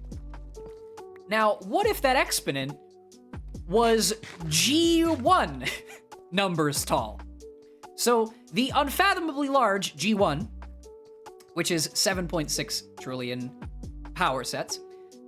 Now, that number is being used to create the next power set. So we have 3's G1 number of times. At this point, your brain should be erupting in fire from the amount of thinking that requires to even be like, how many 3's is that? You can't even count how many 3's that is. That number, with the insanely high ladder of 3's, is G2. Okay? We're on G2. To get to this mystical, magical number that I'm working towards, you have to do that process where you take an unfathomably large number and put 3 to the power of that many 3's. You have to do that sequence 64 times. 64 times. And every number is getting impossibly larger as you go. To the point where if you tried to think of each number in the set, at one point, your brain would literally, like by the laws of physics, collapse into a black hole with the amount of information that you'd have to put. Okay? You would be a walking black hole if you could try to think of this huge number. And G64, for all intents and purposes, this is going to sound so simple, is called Graham's number. And the reason it's called Graham's number is because the guy behind it, whose last name is Graham, who is somehow still alive, God bless him, that is the largest single number that can be reached by traditional notation ever written down. I'm not saying he wrote the digits down, but he wrote the notation to get there down. If you tried to write the digits down, if you tried to write every single digit on every single atom in the universe, you wouldn't be even through a millionth of a billionth of a trillionth of a fractional, infinitesimal bit of how big Graham's number is.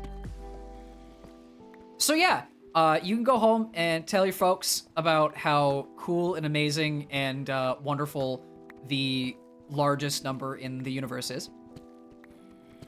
Number one fan here. Good to see you. But yeah, just as I've gone off on a tangent of how stupid that number is, there you go.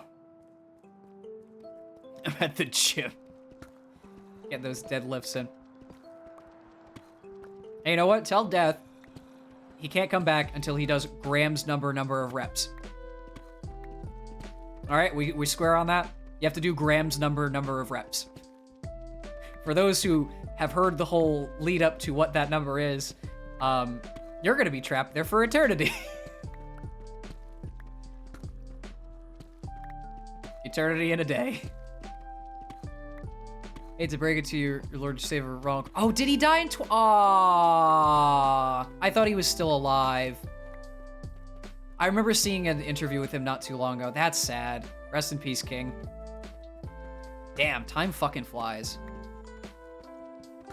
I thought he was still alive. Rip the legend. But yeah, imagine having a brain. Oh, you know who it was? You know who is still alive? Who created Game of Life? Who created the Game of Life? Not literally. It's the, fuck, what is it called? I actually have to look this up now. Pardon me while I do research.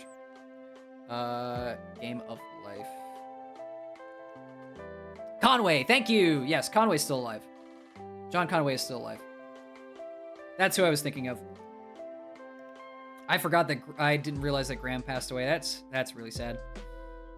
Yeah, pretty sure that John Conway's still with us, which is cool. I was made in a lab. They made the worst human possible. Oh, sure, bud.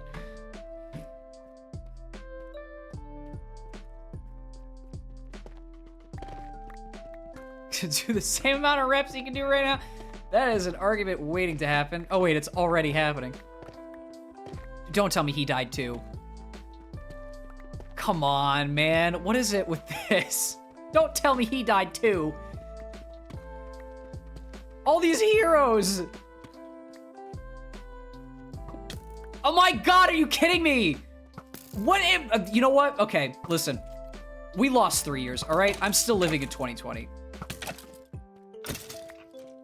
I'm an old hat, all right? 2020 killed all the cool people. 2020 killed a lot of people. I think that's what we should just state. 2020 killed a lot of people. But what was I saying? Next you're gonna tell me that Stephen Hawking passed away. No! But yeah, 2020, fucking, god damn it. Well, there's 2 mathematical legends who are gone forever, but they left a legacy behind, so we respect it. That's sad. So, anyway, off on this tangent, if you like learning about stupid mathematical concepts, or watching your brain melt as someone does something smarter than you, go watch Numberphile. Literally, just go watch Numberphile. That's where I got most of my recreational mathematics from. You must be speaking to a ghost. I am corporeal. Hate to break it to you, but I am physically corporeal. But yeah, if you like stupid math stuff, go watch Numberphile. They're great.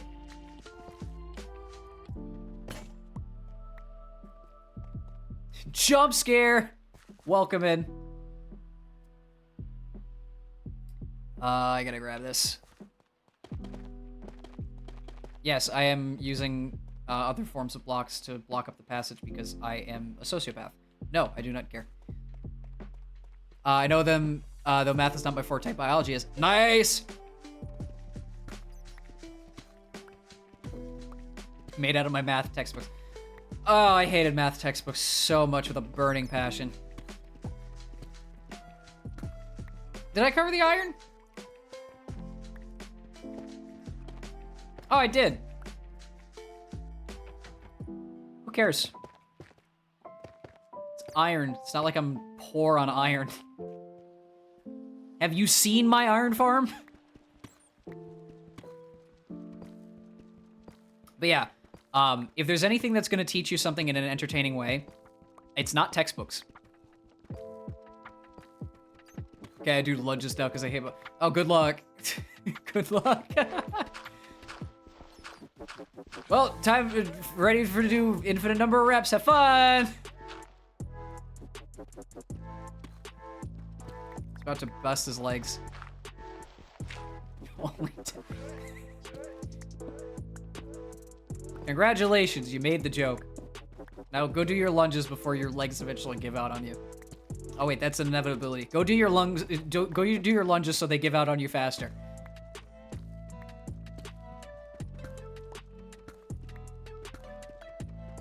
Honestly though, I do want to I'm gonna get back to the topic at hand, but ow! Fuck you! Straight up.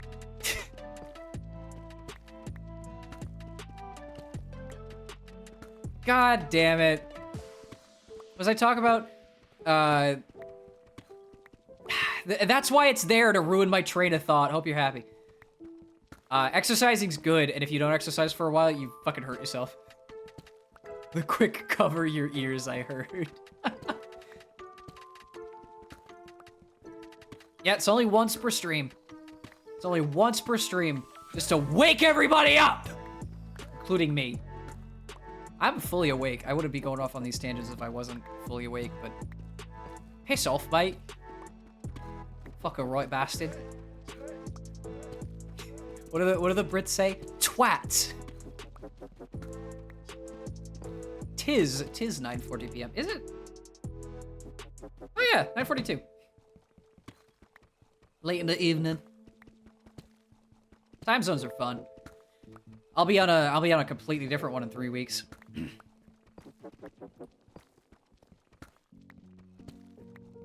What was I talking about? Right. So, general weirdness topics like mathematics and blah. Like history and biology and all that sort of stuff. Make the planet flat, please. Yeah, same. Studying in Japan as well. You'll never get any interest in those like niche topics if and only if they're in textbooks, because they're so basic bullshit. They're such basic bullshit. You only learn them if they're like recreational. Like, listen, unless you go into theoretical mathematics, you're never gonna fucking learn what the Mandelbrot set is. Never, never in a day. But you see the pretty thing, and it's like, wow, math can do that. It's like, yes. It can also predict how fast a tiger falls off a cliff. That's what the textbook will tell you to do. I don't know why a tiger, and I don't know why it's falling off of a cliff, but that is literally in every physics textbook when it comes to projectile motion. Who created the tiger situation? I don't know. Why? I don't know either. There's this insane disconnect between learning about things in school and learning about them by yourself. Bob's spaghetti. It's just the way that things be. Are you really gonna send a message every rep set? Well, hey, at least, you know, give yourself a pat on the back because you're exercising. Most people can't live that life. Eventually, there will be none. First thing my friend did with his physics knowledge is figure out how long it would take for my friend to hit the ground falling off a building.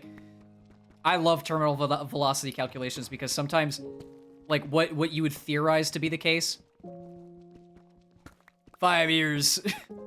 But hey, at least you're still doing it. Those velocity calculations are always very silly because if a human being fell off the Empire State Building, they would die with a sickening crunch when they hit the ground. If a mouse fell off the Empire State Building, there's a very good chance that they would survive because their terminal velocity isn't that bad. But if an elephant or a whale fell off the Empire State Building, I wouldn't say red mist, but it's bad. It's a bad time.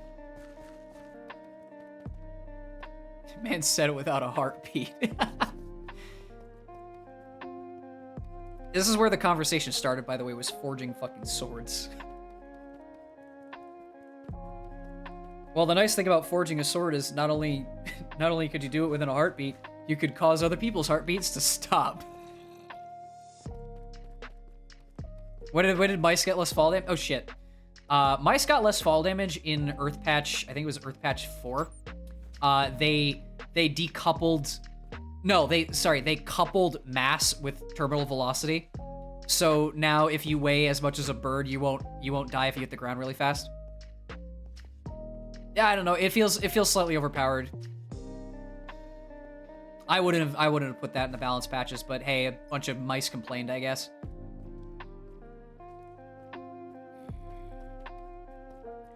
Earth Patch... No, we're still on Earth Patch 4. They're working on Earth Patch 5.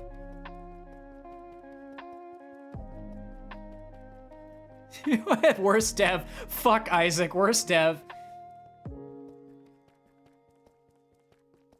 There's this other guy on the dev team, I think his name was Noah, and he decided that everything that's not bacteria needs a member of the opposite sex to reproduce. That was pretty crazy. I don't know, man. That patch, that Earth patch was kind of wild because now I have to look for another human being to make more human beings. That does sound like a good time.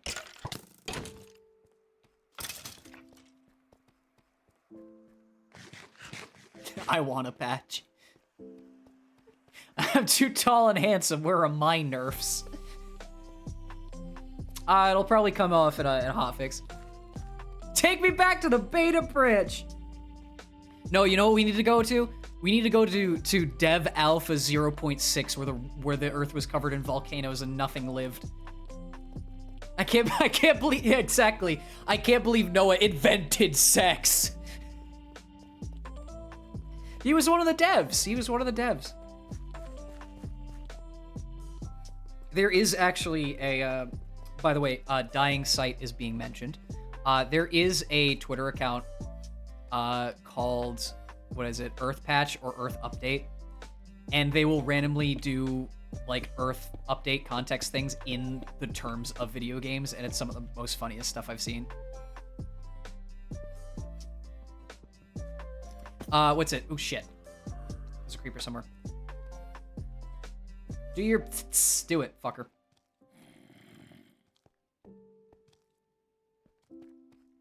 Being honest is now hype. Damn, you fours are weird. Yeah, Tirzu, exactly. Tirzu, for those who don't know, I really hope you do because he's funny. Takes like actual biological knowledge and applies it to like classes in an RPG. Like he did a video. One of my favorites is the one on the tier list of birds, and the secretary bird, which is literally just a bird with long supermodel legs, has insanely high physical damage, a good int stat, and all the other things. I don't know. It's just funny to relate real life topics to video game jargon. Oh, guitar break. Guitar break for what though? I mean, I'll play whatever the hell if you don't mind, but requests are welcome. There's a website called Earth Reviews that have reviews of every single thing in life.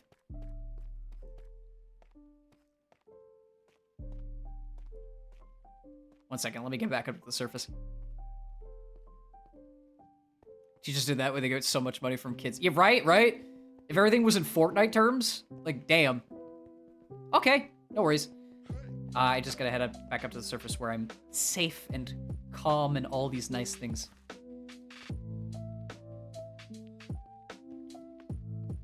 I really need to put stairs in this.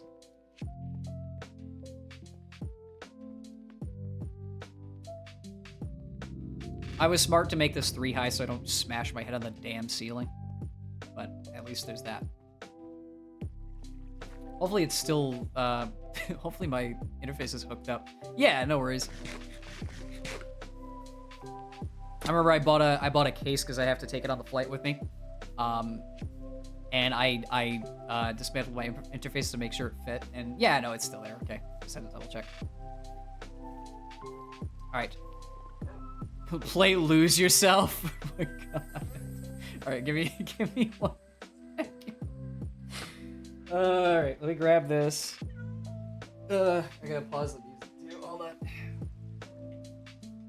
Bzz, bzz, bzz, bzz. Where are you?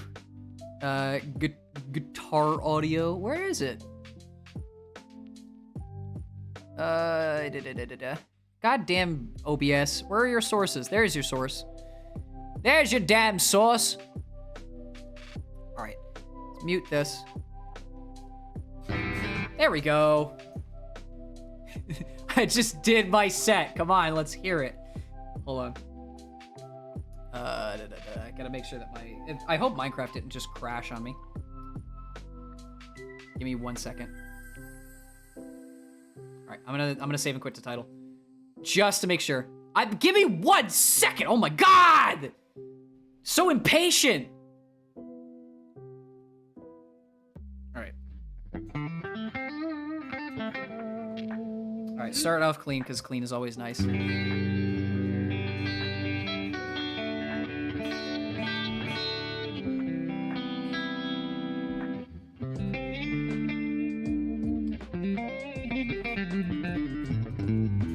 Love those blues chords. Anyway. There it is.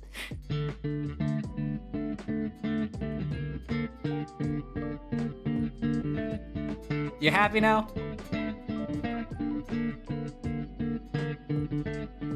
I can do this all day.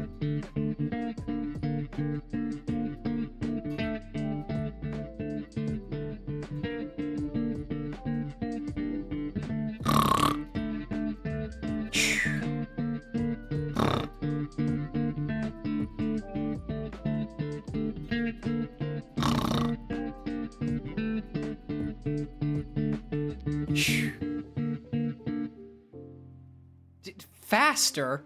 Do you know what the tempo of the fucking song is?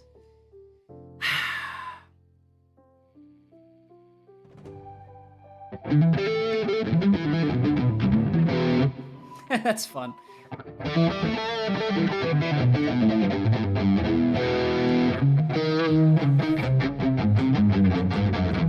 That's fun. Oh, yeah. No, no, we're not gonna do that one. We're not gonna do that one. We're not gonna do that one. Do the Freebird solo.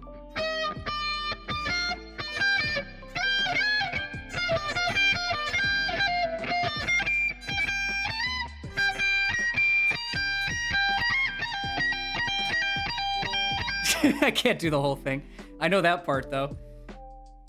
I hate the high end of this guitar as well.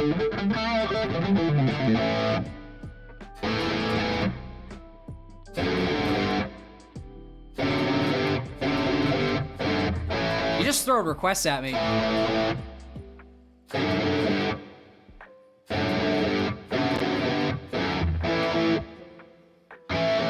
I can't sing like him.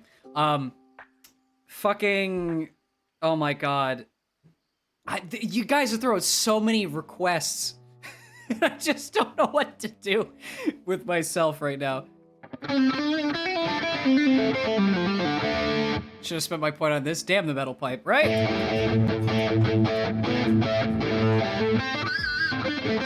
What was yours? What was yours? What was your request? What was your request? Favorite song? Was it the favorite song? Shit, favorite song? I don't have a favorite song. Hold on. Give me 1 second. Do I still have Spotify up?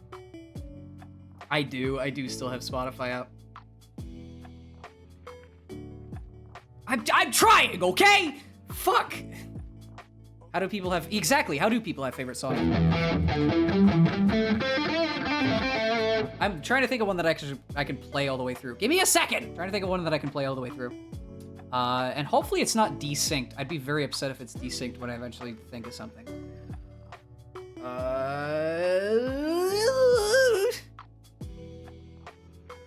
I'm trying to think! You're not helping! Fucking... I don't know. What's a good song that a lot of people know? Classic guitar and it's a torch device. Shit. I don't know, man. Spotify, help me out here. Give me something.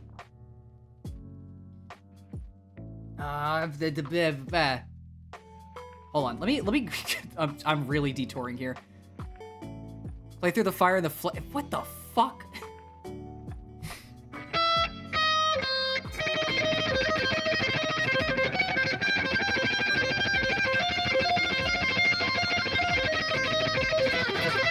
I can't play that song.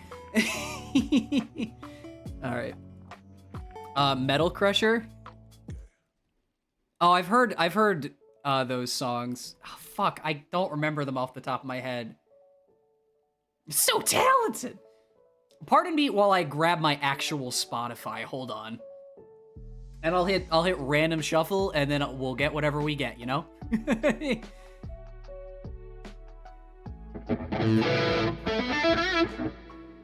All right. Random shuffle. Give me something good. That's not something good. That's not something good either. It's also really fucking loud for me. Oh god. Now do some Jimi Hendrix. Give me 1 second.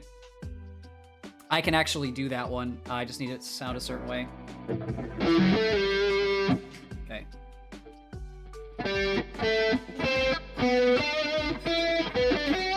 Yeah, I got it. Hold on.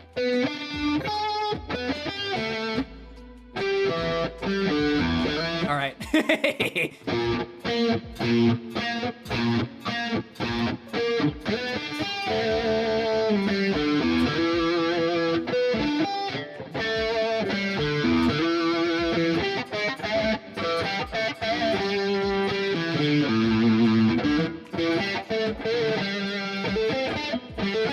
Oh shit.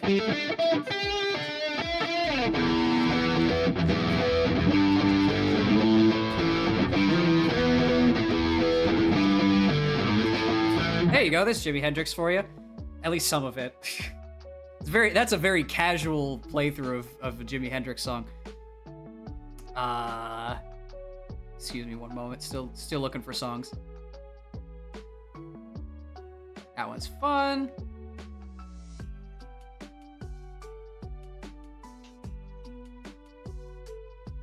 No. Give me something I can play, goddammit! Shuffle didn't help me.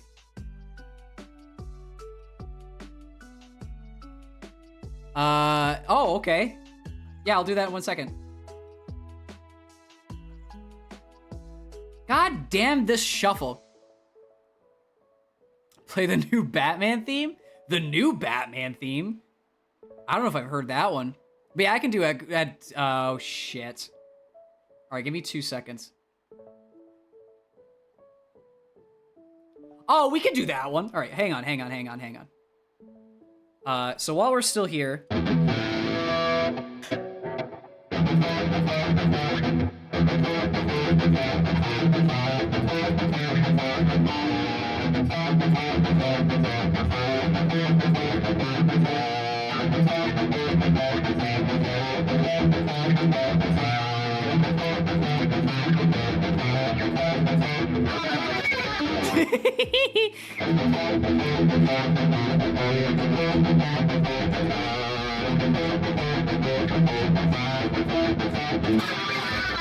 I just love that rip he does at the end.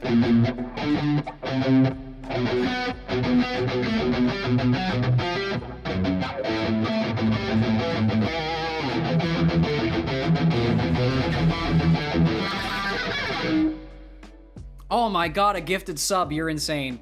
Thank you so much. What was the other one? Oh, yeah. Where's my amplifier?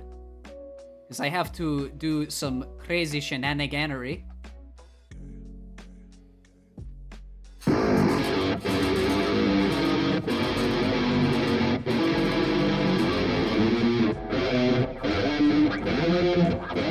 There it is.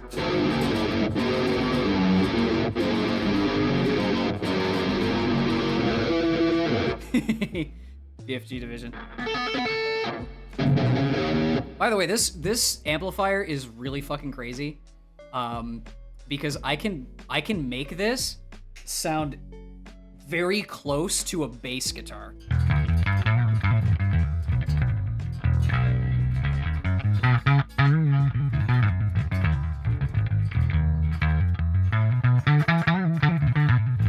Which I absolutely love the tone of. Oh my god, the emotes.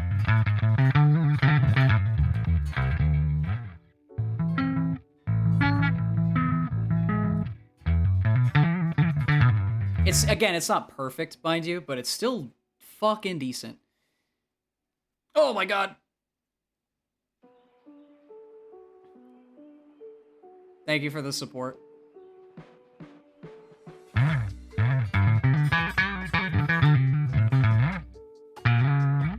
Oh shit. Can I do that one thing? Oh my god. If I can't do this. Oh my god, another gifted sub. You're literally insane. Please worry about your wallet. I will say this yet again.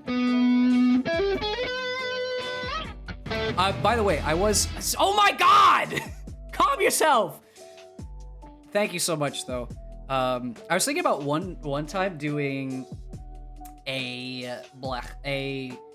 just hangout where I just go through a Spotify playlist and just play different songs. Oh my god!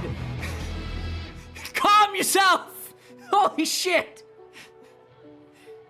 Okay, at this point, please care about your wallet. Thank you for the support, but oh my god, calm down. As I was saying, I was eventually gonna do like a hangout stream. I downsized to 3 streams because I was busy, but I was gonna do a hangout stream where I just go through Spotify and just play random shit. But you know what? We can kind of do it now. you know. While we're here. I do want to play at least one song, though. So, excuse me while I find... Oh, that works. That works. Give me 2 seconds. It's not going to be perfect, mind you. because I literally am just grabbing Spotify and playing a song. However, it should be cost effective.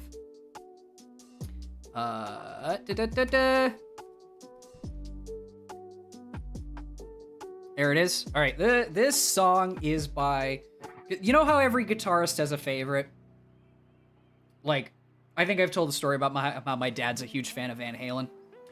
This guy is my personal favorite, and I got a lot of stuff from him. So we gonna play as much as I can of this one song.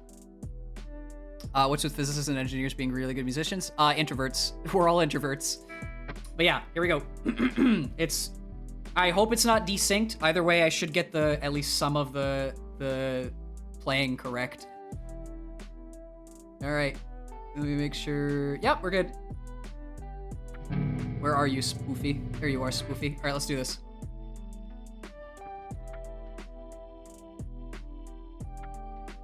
Oh, it's quiet.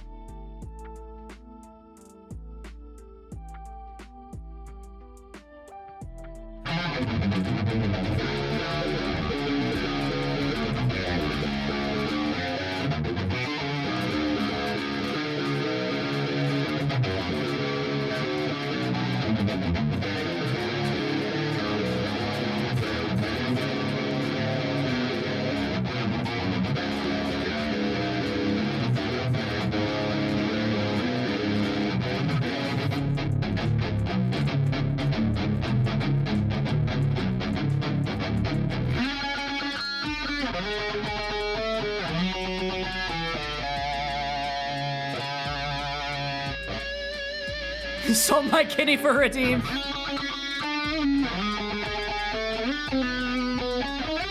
Ah, shit.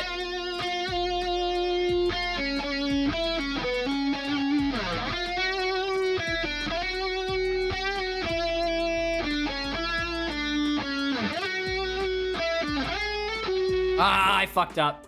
Well, you get the idea. I love that song. Bone Trousel? Really? Bone Trousel? Fortunately for you, Rosie, history will not remember it that way. I'm a better riff king than I am a solo king, so. Bone Trousel. How does fucking Bone Trousel go again? Like, I'm actually drawing a blank on that one. Pardon me. This became a very, very long-winded tangent, but I'm all here for it. Bone Trousel.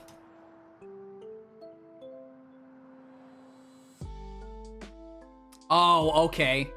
I remember now.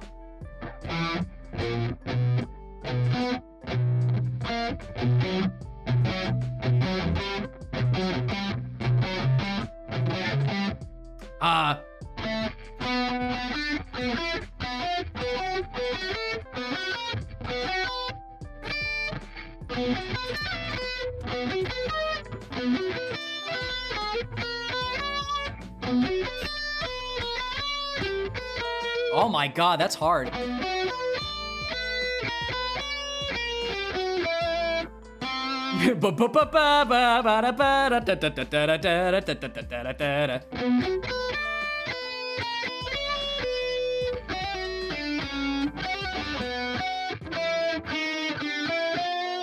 God damn, I don't know that at all.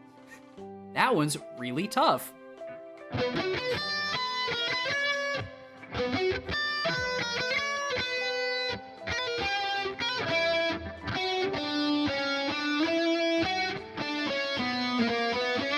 There it is.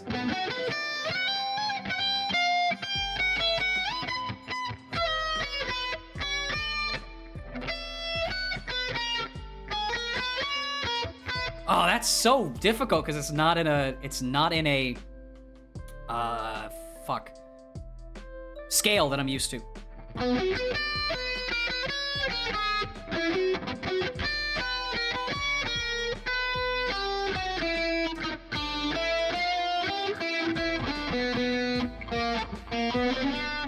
See, I can't play everything.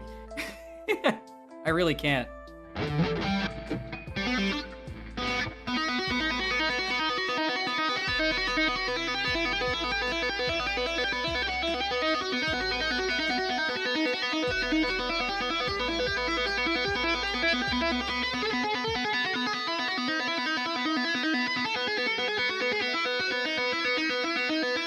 Just had to do that at least once. Oh, I think I've done my piece for now. If there's anything else you want to throw at me, save for now or forever hold your what's it? Should do a guitar class stream? I could. I wouldn't be. That's not a bad idea. I wonder how it would go.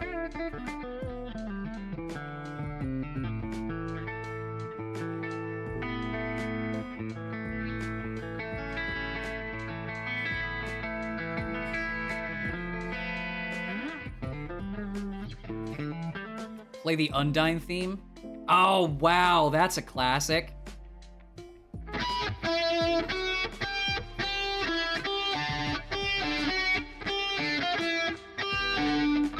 Why is that note off?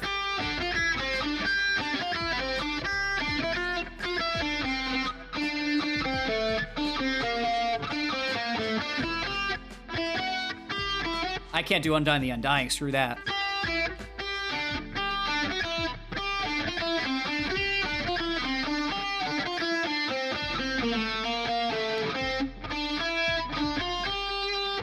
Why all the Undertale songs?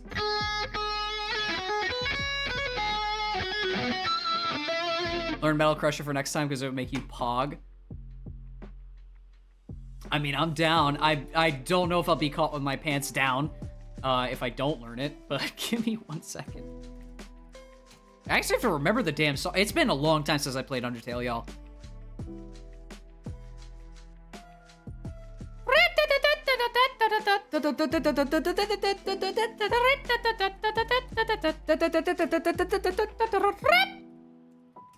Yeah, fuck that.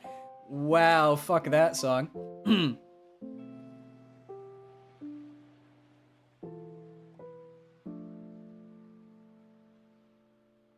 Also, I like how you asked for the Clone Wars theme, and that's just the Star Wars theme, but with more orchestra. That's literally just Star Wars with more orchestra. Do it. I don't know, put your pants down because that would be weird. Well, no, I mean caught with my pants down. Also, is my guitar tuned? No, we're good.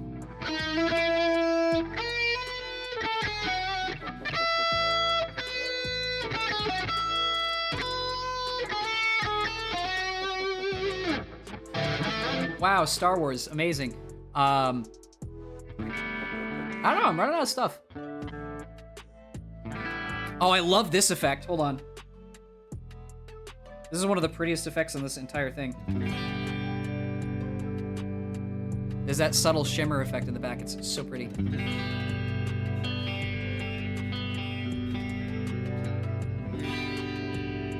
was gonna ask if you look up a song because there's one Turkish song. There's one Turkish guy who's known as Turkish Jimi Hendrix. Turkish Jimi Hendrix. That sounds wild.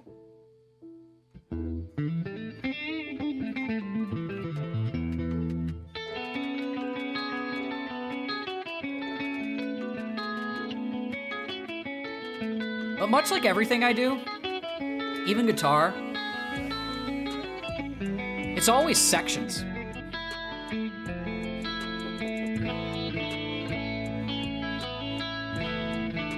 I'd be lucky if I actually could play through pretty much anything all the way through. Yavuz? Oh, we did that C last time. Is it Chetin? Or Cheton, or something like that. Man, I don't know any normie songs. I listen to EDM. Yeah, actually, you know what? I'll just look that up as a standard lookup for later.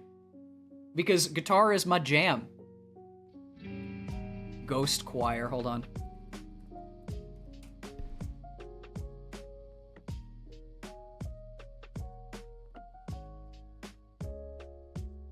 I've never heard this either.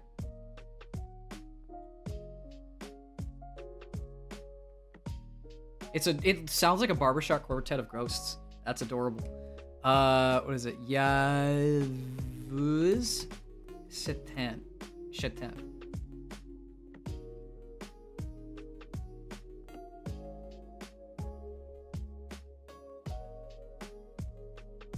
Woo! That is some bluesy guitar work. That's kind of kick-ass. Oh, shit, okay. Oh, I'm guessing you found the song. Give me a second while I copy-paste that. Guys, let's see if he notices me. Who are you again? Sorry, I'm pretty hard of seeing.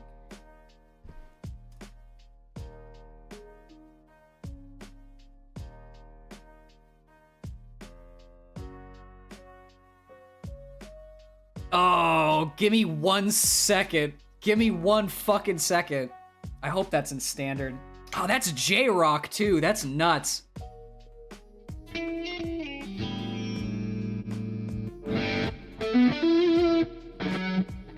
Oh, right, it should be like this.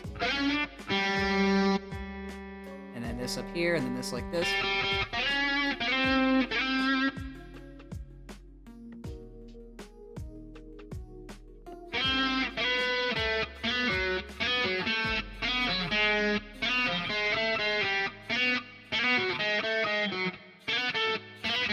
Oh, wow.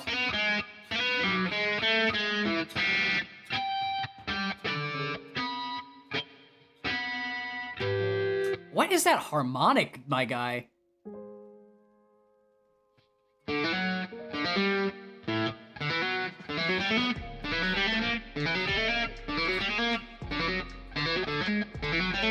What tuning is that?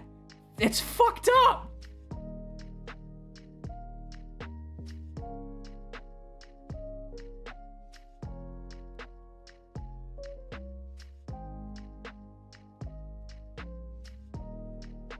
That's super J-Rocky too. I love that.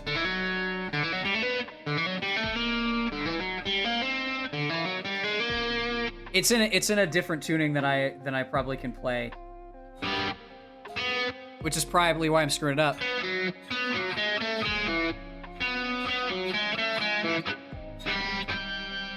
Oh yeah, no, absolutely. J-Rock is great.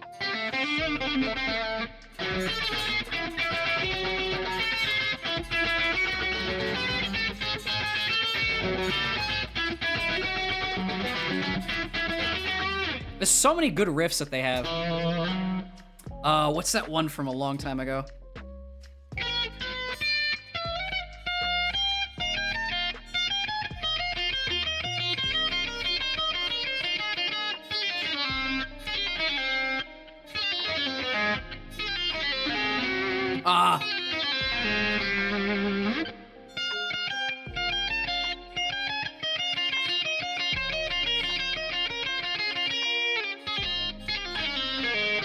That's Rid Rid Hi Hi by Hugs the Super Bowl, I think. That's a fun one. Reminded of a song, but hold on.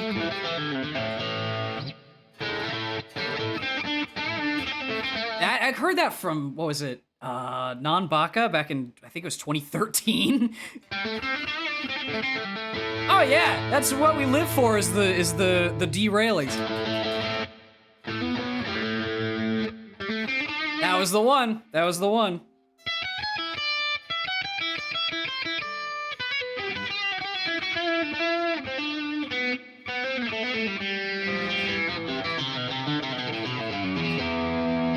SoundCloud won't load.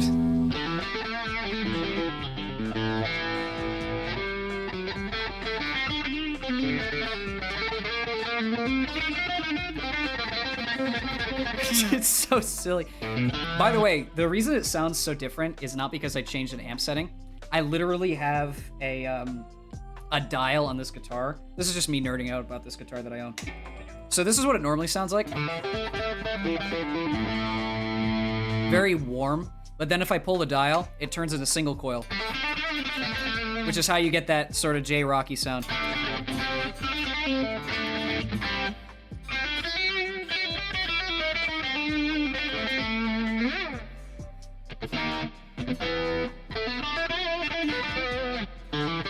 And it's weird when I have this plugged in, right, where the dial is set.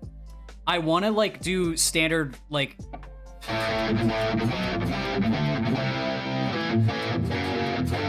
rocky riffs more, but if I pull it out, all of a sudden like I want to do crazy blues runs.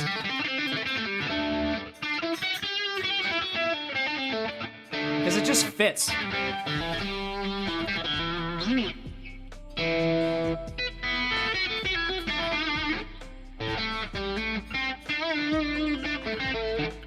I think that, I don't know, Japanese guitarists have this completely unique style to them that's all their own, that at least guitar in the West has no concept of what the hell they're doing, because they took a lot from jazz. Oh, Jesus, what is that? Oh my God. That is a long name. There's also a ton of stupid guitarists. Yeah, I saw, oh my God, this is some weird, like, why the hell would he know this? And I think I got this right. Is it a Turkish folk song? I think so. Hold on, give me 1 second. I think so. Yeah, there's a Turkish folk song called, I think it's Kara Toprak or whatever. I think so. And I saw a video a long time ago of a guy playing on a microtonal guitar to that song. It's like, oh, I can't play it because obviously it's not microtones, but I can at least give it an attempt. It's like,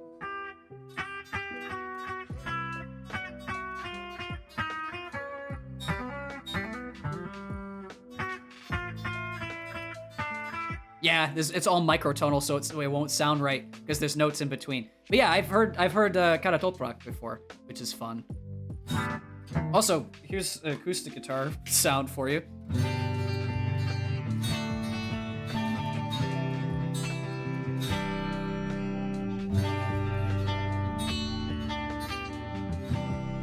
This is all the same guitar, by the way. I don't want to tell you how much this amp sim cost, because it's not cheap. By a very famous musician who plays a completely different. Really?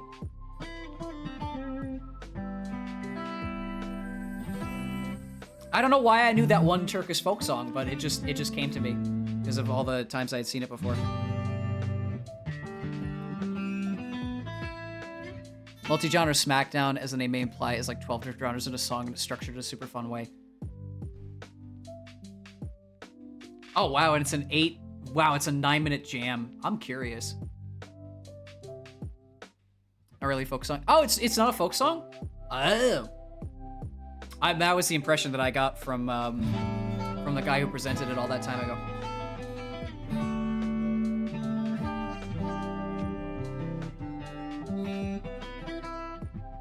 My ex was a very avid guitar player, and my dad got back into it over COVID, so I've been hearing a lot of different guitar songs over the past couple of years. That's awesome. That really is.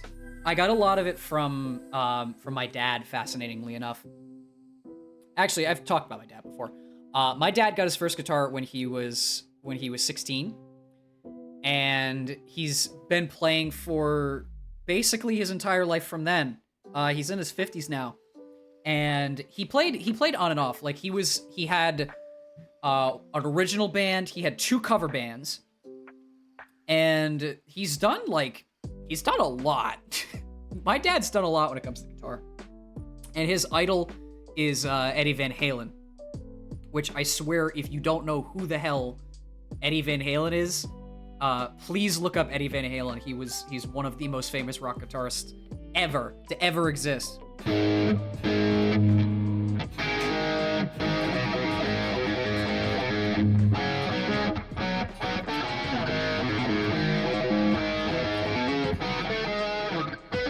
My dad got into it. He made a guitar last year, and is making a bass right now. That's awesome. Guitar craftsmanship is its own beast.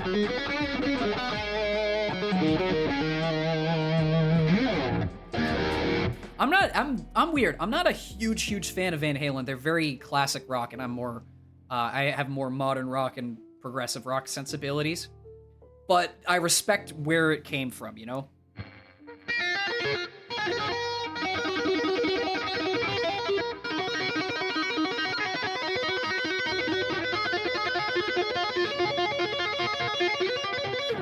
It's eruption. Musician plays a guitar type thing that has 7 strings. Oh, you mean like this? I'm kidding. This is a 7-string guitar, but that's a totally different instrument. Do I get like an achievement or something? You get the I'm part of a bunch of people who don't know who Eddie Van Halen is. You get that award, if that's a long-winded enough award for you. What was I doing? Were we playing Minecraft? I think that's what we were doing. We were playing Minecraft. I'm gonna put the guitar down, because I'll be here for another 6 years. I will be here for another 6 years. You get me on a tangent and I go on a roll, you know? Any further requests? I'm pretty sure that redeem is open to be redeemed again in 45 minutes or something like that, so I'll pick it up again. I don't mind.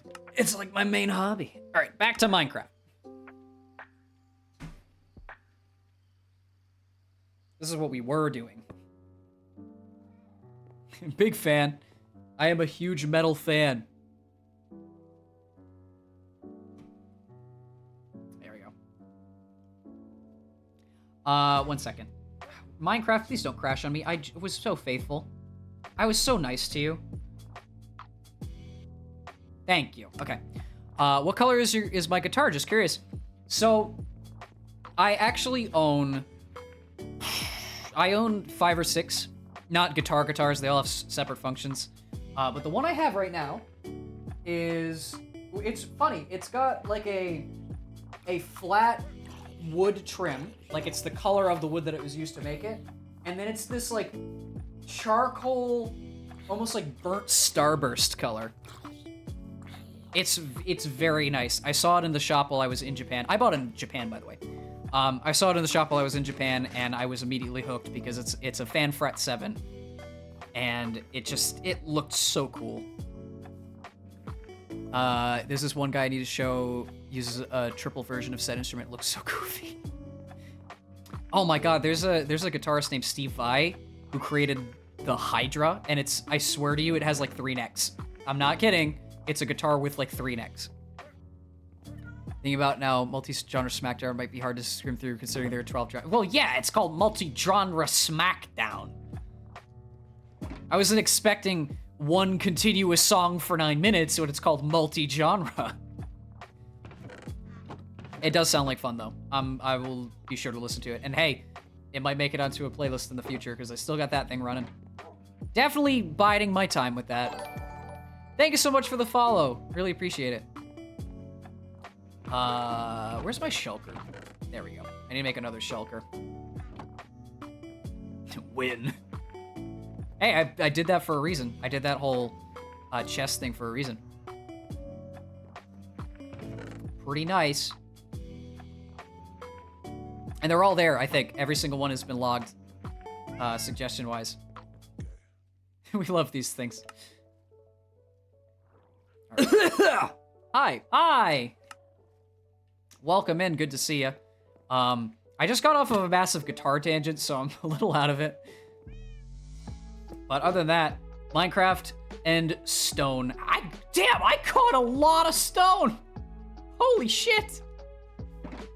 I have to go back into the mines to grab even more, because I want 2 shulkers full, but man, time flies! I must be some kind of efficient or something. Do I like bass? Yes, I very much do. Bass and bass, both are good. More stone! I require the deep slate.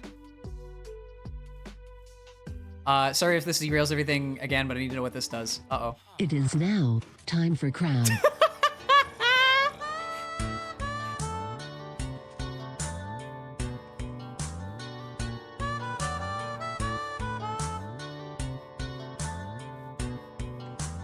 It is now time for crab.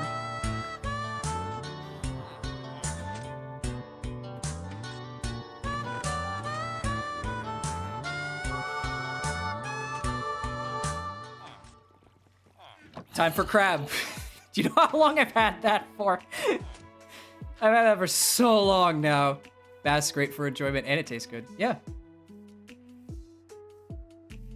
Thought it was just crab dance or something. And no, it's time for crab. It's a classic. It's time for crab. I'm pretty sure, by the way, little bit of music knowledge for you. Pretty sure that song is Dear Prudence by the Beatles in MIDI form. No, it's time for Crab. Why should you be fear of the crab? Crab is here. Crab is life. But yeah, pretty sure that song is Dear Prudence by the Beatles. Strings sometimes get in the way of the wood on the bass. Yeah, they do. It has to do with the scale length of a bass guitar most of the time and how the strings are intonated. More often than not, it's usually because the strings on a bass guitar are like fucking electrical wires, but that's fine. Yeah, I put every single one of these I've had in for a while now.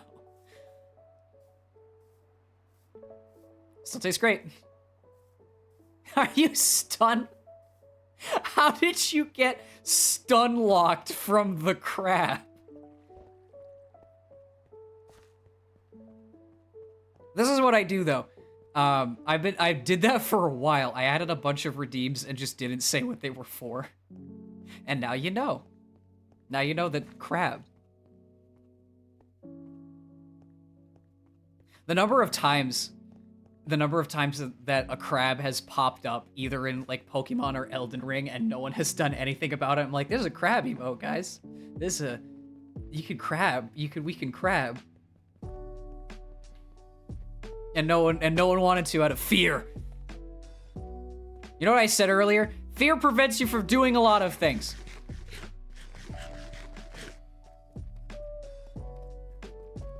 But again, mind your manners. Mind your manners, be careful.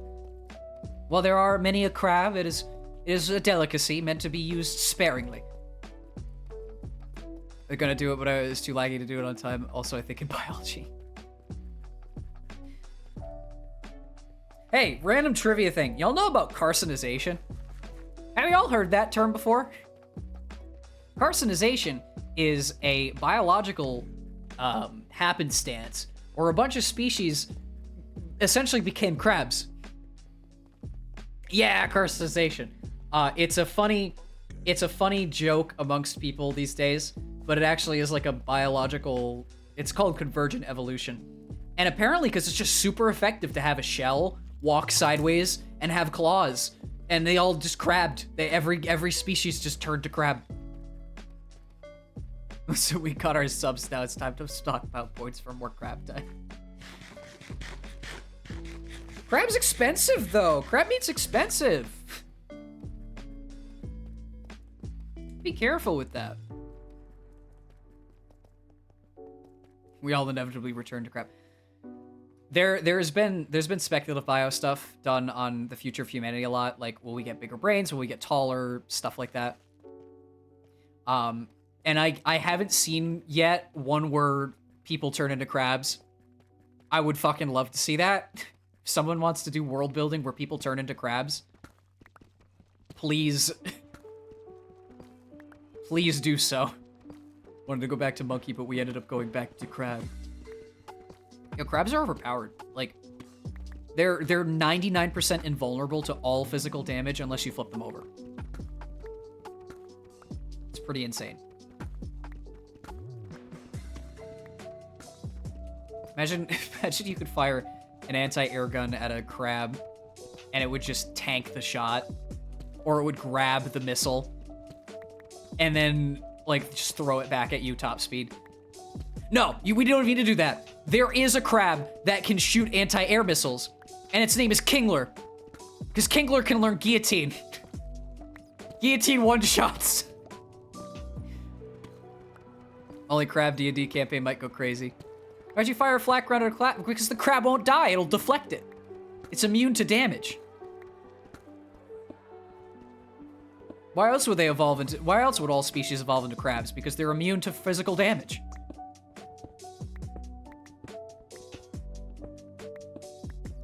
I mean, come now. Have you ever seen someone fire an anti-air gun at a crab? No. So therefore, you don't know if it would kill it or not. And I reckon to bargain that it wouldn't, because crabs are just that strong.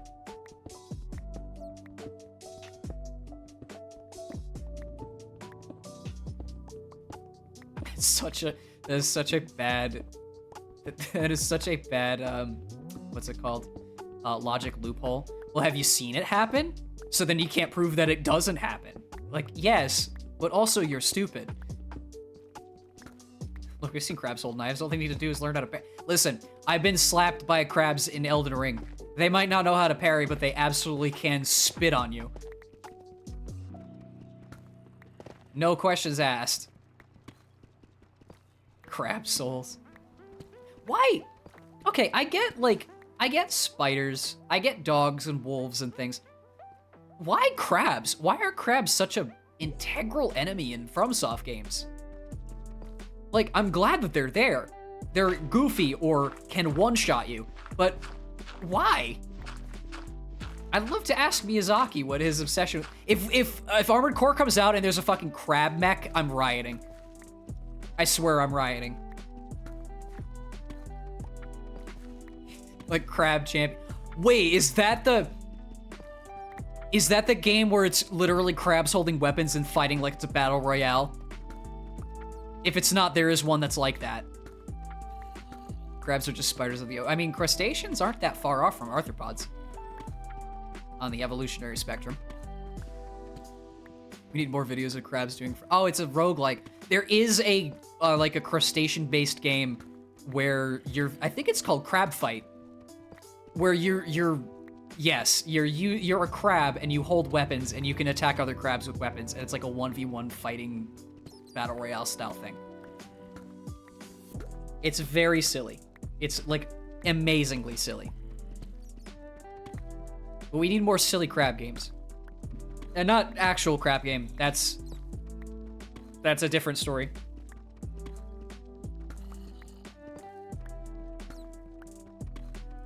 Crab game looks like a fucking riot, by the way. If you don't know what I'm talking about, it's the Squid Game. It's the Squid Game that a lot of YouTubers play. Crab Champions is made by the guy that composed Crab. Are you serious? Are you serious? He made a game. Man, I guess he really took the lead on the crab thing and ran with it then. I need to look that up. I need to look that up. Crab Champions. How the fuck? Man, the internet's wild. All right, hold on. Crab Champions. Early access on April 1st, 2023. So it's already out. Wait, it released on April 1st? Oh, wait, I have seen this. They really did just take the Crab Rave music video and turn it into a game. Wow. That's honestly hilarious. Hey, if you like silly crab-based roguelike shooters, go on Steam, buy Crab Champions by Noisestorm. Not sponsored. Steam sale's over. Save your money, but Crab Champions. That's funny. I mean, you know, if I had the brand power that Noisestorm had when it comes to that song specifically, yeah, I'd make a fucking game out of it. The crab apocalypse is approaching. One day we shall all become crab. This might be a weird and very dark tangent, but have you noticed in... I don't know if it's like they were influenced by each other or what, but in both JoJo's Bizarre Adventure Part 6 and Junji Ito's Uzumaki, as well as a couple other horror manga series, people turn into snails.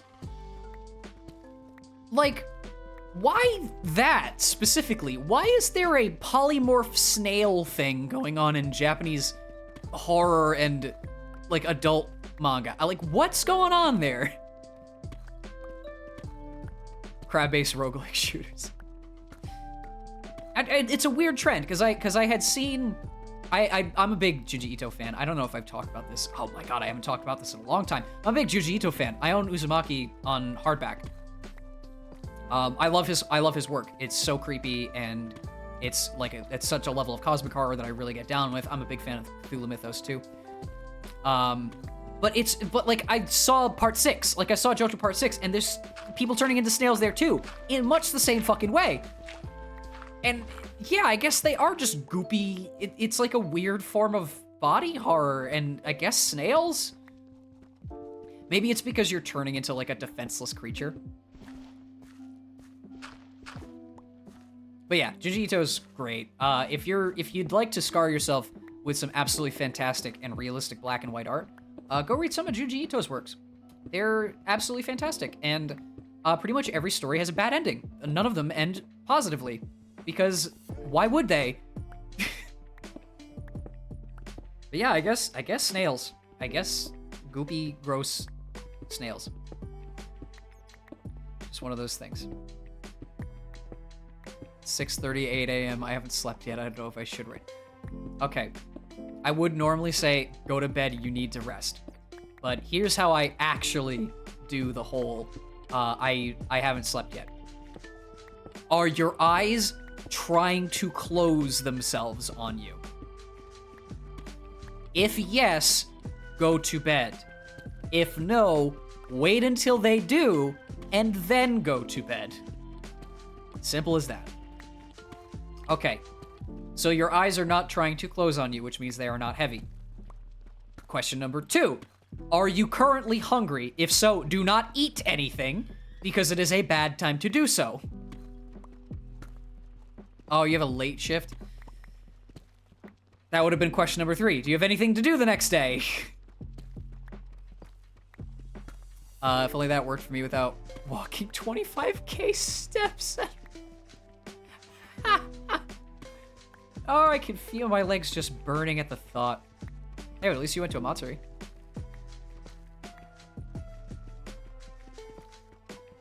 Yeah, the 3 questions you have to ask yourself when you're tired. Are your eyes trying to work themselves shut? Are you currently hungry? And do you have anything to do tomorrow? Usually, the 3rd question is the most important, but the 1st and 2nd questions are what your body is actually telling you whether or not you should be doing. And personally, I tend to listen to 1 more than I do 2 or 3. Oh yeah, weird bio fact. It's actually not really a bio fact, it's a health fact.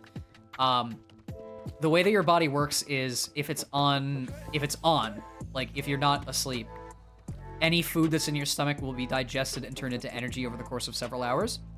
But if you're sleeping or you're about to sleep, any food that you eat will immediately turn into storage. It'll go into like, if it was like carbohydrates, it'll turn into stored carbs. If it was fatty foods, it'll stored fat. And it's harder to burn off stored calories than it is to burn off energy, like actual energy. So the old adage of like, don't eat too late at night or else you'll feel gross when you wake up is actually true. Because if you eat like less than 2 hours before you go to bed, you haven't digested food all the way and you'll feel really sluggish when you get up. It's like those ice cream binges everyone does every so often. Late at night, it's like, oh shit, is this good for me? But vanilla ice cream. And then you wake up and you're like, oh. It's just one of those things. The 3rd question is a mild suggestion. I wish it was. I wish that responsibility was a mild suggestion. But you can only shirk it for so long before it rears its ugly head back at you. Go to school, kids. Go to work, people. Talk to your mom and dad. Do things. Exist in the world, you know? I know for those of us who are chronically online, that's like telling someone to build a rocket, but down with society. Trust me, we're social creatures. For as much as most introverts hate to admit it, social contact is nice. It's usually the same, like, 2 people. But social contact is nice. And being able to talk with people, even if it's through a fucking screen, is better than talking to nobody. So, go talk with people. I mean, this counts, right? This totally counts. But yeah, in all seriousness, make friends. Make, like, a friend. At least someone you can talk to or lean on or something like that. and there's someone who's gonna be friends, you know? You have a weird interest, someone else has a weird interest. Find a circle jerk online, I guess. Please be careful. Eat the rich. This pyramid scheme goes upwards. What? You heard me. Get in the pot.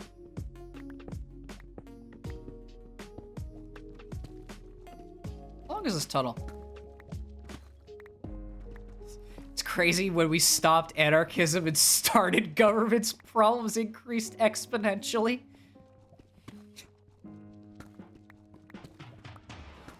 Well, that's my social interaction done for the day. Check. See you next year. The fucking anarchy mode. Eat the rich. Burn down the buildings. I'm no anarchist, but that's funny. Oh shit. I'm going back to bed to hibernate till we turn into crabs. Well, I hope that we invent something that'll allow humans to live for thousands of years, because if so, evolution is going to be very slow.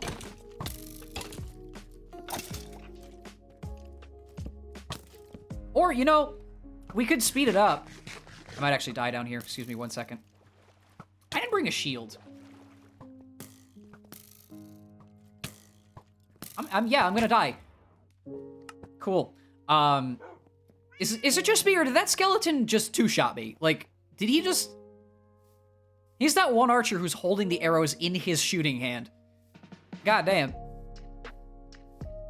If Minecraft has taught me anything, anarchy is a bad idea. Yeah, pretty much. Off topic, but have you done anything cool in Japan yet? It's a long story. It's a very long story. Most of my experience here has been pretty neutral, if slightly negative, to be entirely honest. That's because I've literally been living here for 10 months, and I'm just not someone who goes out all that often, so opportunity often doesn't come my way. I have to access it, which is my own damn fault, but that's besides the point. I did go to Tokyo. Tokyo was a big fun. Bought a lot of random shit. I'm not a merch person, mind you, but I bought a lot of random shit. I wanted to go to the, what was it, the Sapporo Snow Festival, but the people who invited me fucking, what was it? Yeah, the people who invited me, like, doubled down on, no, the people who invited me decided not to. Where am I? What prefecture? I won't explicitly state what prefecture, but it's in the north. It's on the Sea of Japan, so it's there. I'd rather not explicitly state where I am, you know, just in case. I like being at least somewhat private. Hi, Twitch of the government. We are not talking about overthrowing society. Please feel free to look elsewhere. Yeah, all of this, this is a joke. This is being conducted in Minecraft. Everything we've talked about is I'm writing a fiction novel. None of the topics that have been discussed today are liable for any reason to anyone here.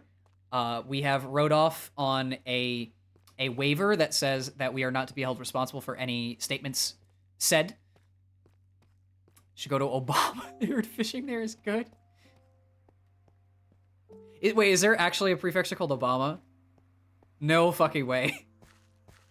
Or not a prefecture, a city. Because if so, that's genuinely hilarious. It's a town. That's genuinely hilarious. I know it's a combination of kanji and Japanese characters. Oh, north of Lake Biwa. Okay. But fucking Obama. Oh, where did you go? Where did you go on holiday? Oh, I went to Obama.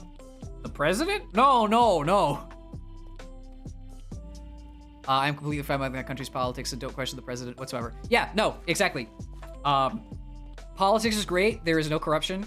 Everything is fine and good, and business is wonderful, and corporations are great. I've heard of Batman Turkey. And it's, please tell me that they actually have Batman merchandise there.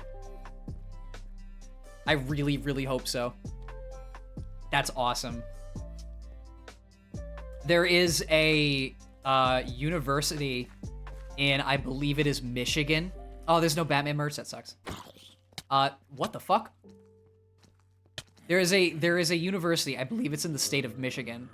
Well, it's actually, to be specifically, it's in Hell. It's in Hell, Michigan. Yeah, but the university is, I think it's like Hell University or like something. It's like a biblical joke, because it's in Hell, and it's fucking funny. There's some really dumb names. It's a language thing. It is a language thing. Please tell me that skeleton's gone. Oh, thank God.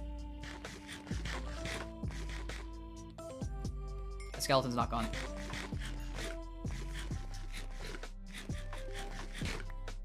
But yeah, it's absolutely like a, what would you call it? It's a language thing, but it's funny how certain words are just, like take up similar phonemes and appearances to other words in other languages. Oh, is that my only fucking pickaxe? And it's on the list. If I really want it, could go to hell. Yeah, exactly. You can go to hell before you die. Speaking of, there is, oh my God, I forgot his name. It's like Arnold something. There is a biologist. I've mentioned before that I'm pretty sure scientists are fucking trolls. They're absolutely fucking trolls. But there is a scientist who has gone on record to have a fantastic sense of humor when he names like animals. And he named, there was a discovery of a new genus of wasp. And the wasp's genus, I believe, is AHA, A-H-A. And he found it in a paper. He was like, aha, a new genus. And then his friend went, ha, how funny. So guess what they named the wasp? They named it Ahaha. There is a wasp named Ahaha that is an actual species that actually exists. So every time you see that wasp, it's, you know, it's fucking laughing at you. Actually, while we're here, there were a couple other ones. Arnold Menk. Arnold Menk is his name. Yeah, he's the joke guy. Arnold Menk. By the way, that's not his like his only meme name. He's got a bunch more. Oh my God. Wasps are bitches. I hate. Yeah. Oh, this is relevant because we're talking about wasp now. My dad was out working outside the other day. I think he was working on the pool. We have a pool. And a wasp came by and stung. He hasn't been stung in years. But a wasp came by, stung him in the knee on the bone, and then in the back of the leg where the knee bends. Same wasp. It was one fucker. But he said it was like a white hot searing pain, and it was just, oh, it was so sore. They had guests over that same day, so he had to fucking nurse his leg with an ice pack. Oh, such a pain. And then on top of that, with wasp stings, if it doesn't go away, it's immediately itchy. So now his leg itches. But yeah, he got stung on the knee, both sides, by a wasp. And I was like, oh God, you poor soul. You poor soul. Yeah, wasps are dicks. Wasps are fucking dicks. At this point, I'm surprised they haven't named a wasp fucking asshole, because that's what they should be. That just burned.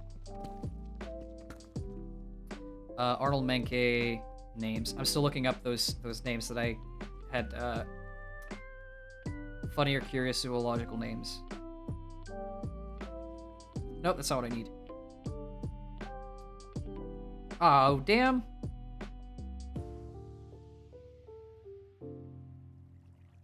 I saw it on a post.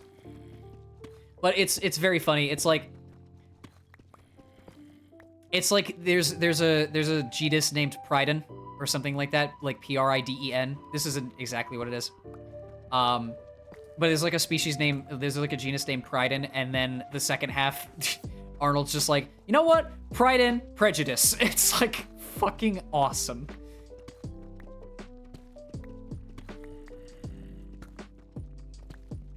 I've never been stung by a bee of any kind. Neither have I. I'm very lucky. I've been bitten by mosquitoes. Pretty sure most people have these days. I've had insects crawl on me, which I've immediately either swatted them away or fucking murdered them because I do not like insects. But I've never been stung. I have never, ever been stung, and I do not want to ever be stung. I have a genuine phobia of bugs. I get why they're there. I get why they're cool and why they're useful for stuff. But I do have a genuine phobia of insects, like flying insects, stuff that pops up in front of me and makes noise. Like it's just they're 1/100th the size of me. I fully understand that, but it's this abject fear of like, it's creepy. I don't like it.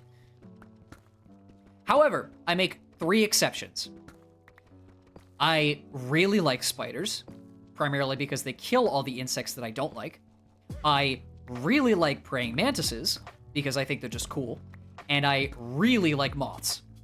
Moths are awesome. Moths are way fucking better than butterflies, and I don't care who contests that statement. Moths are way better than butterflies. Like 1,000 times better. Moths are fucking awesome. Even their caterpillars are rad. There's one that's like, yeah, they're awesome. There's one caterpillar that straight up has horns. It's literally called the horned caterpillar, and I'm pretty sure it's the larval state of the fucking Luna moth, and it's like, goddamn, absolute chat of an insect. There is a very tragic tale when it comes to wasps, though. A very large portion of the clothing industry is located in Asia, and in Asia, their business is making silk. That was where the Silk Road came from, all that sort of stuff. Silk is made from silk moth cocoons, or silkworm cocoons. However, they have been bred into domestic state where they can't fly anymore. So they have to be bred in captivity and all that. And when the silk is spun out and turned into clothes, all of the cocoons have to be boiled in water. So you're basically just killing a bunch of silkworms before they even get to be moths. But on top of that, like all of that class of moth, whatever that genus of moth is, they just don't have mouths. They just don't have mouths when they pupate. So they just have to go. Literally, I'm going to tank up on so much food that I will never have to eat again. Turns into a cocoon, comes out of the cocoon. I'm ready to fuck. They go out, they fuck, they die. It's like, what a cycle. What a cycle for moths, you know? Also, jumping spiders are pretty awesome. Jumping spiders? There's something up with jumping spiders. They're like dogs. They're like microscopic dogs. I've seen videos of jumping spiders, and they're literally like, a guy will put his finger out, and they'll literally give you a paw. They're skittish unless they're raised like domestically, in which case they're very friendly. They're very intelligent, right? And it amazes me because they're the size of a fucking cookie at biggest. They're the size of a key on a keyboard. They're not that big. And the fact that all that intelligence is packed into that little cute goober. 'Cause that's what they are, they're goobers. On the completely opposite end of the spectrum is tarantulas. Funny, I'm in a cave mining deep slate, and I'm talking about tarantulas again. And dragonflies are pretty awesome too. They're usually a sign of good luck in most cultures too. Very, very pretty. Back to the topic of tarantulas, though. Tarantulas, I've never seen one in real life. I've never held one. I've only seen them on videos and such. But they do look like they're very docile, they seem to be the quintessential, like, they seem to be the quintessential arachnid pet if you're going to own any sort of insect arthropod or anything of that nature. Though depending on which tarantula it is, they do have a tendency to be very... Their hair is very spiny. It's called urticating hairs, and it can be very, very painful. They also have a unique tactic where they throw their hair at attackers, which is fucking terrifying, but also awesome. It's like if porcupines could shoot spines. Oh, there goes the last one. All right, back up. What a fitting end to the mine. Toby Fox.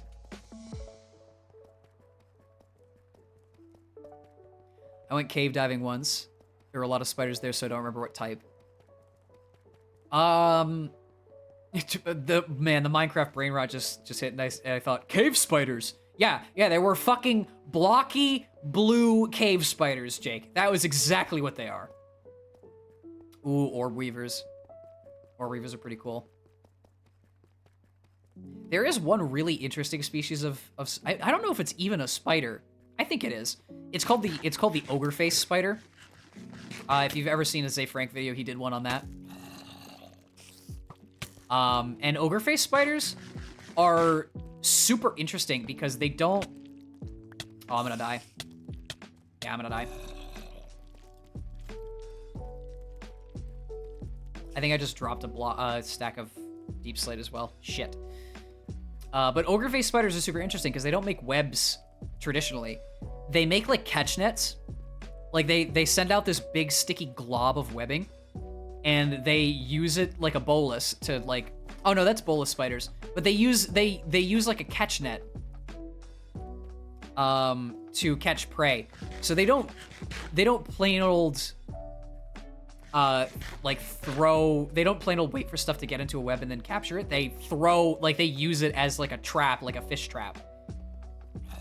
On the other side of the coin, there's the bolus spiders, which I talked about, which are the ones that send off this big sticky glob and throw it like a frog's tongue and catch stuff midair, which is pretty badass. They're all arachnids, so still spiders. Yeah, okay. There's some multi-legged or arthropods that technically don't count. But yeah, I'm pretty sure there are spiders. Have I seen a dragonfly larva's lower jaw? Oh, you mean the thing that straight up looks like it's constantly ready to strike you out at 5 miles away? I genuinely feel like H.R. Giger was inspired by dragonfly lower jaws for Alien. I genuinely feel like that could have been inspiration. Dragonfly nymphs are fucking terrifying. Little badasses in the water. Oh, shit. It's fascinating, too, how a lot of insects, to avoid, like...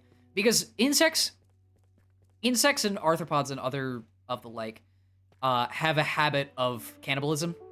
And not only cannibalism towards their own, like, children, sometimes. So having like, nymphs and larvae and stuff fill up a separate niche from the adult form is such a huge evolutionary advantage, because then you don't have the babies competing with the adults. They have those toy extendo hands. Yeah, this is like a toy extendo hand. But that dichotomy of larva, cocoon, adult form, it allows them to fill two separate niches at once, which is very important to evolutionary stability.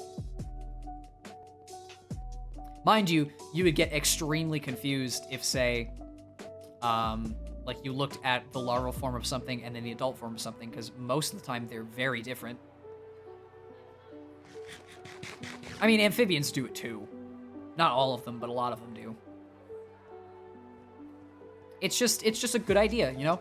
It would be like if you as a toddler exclusively ate pizza, and then when you became an adult, you started actually eating other things. Like, for that short period of time, you dominate the pizza market. But no, but you don't necessarily have to dominate anything else. Wouldn't that be life if toddlers could only eat pizza? That'd be a very cursed existence.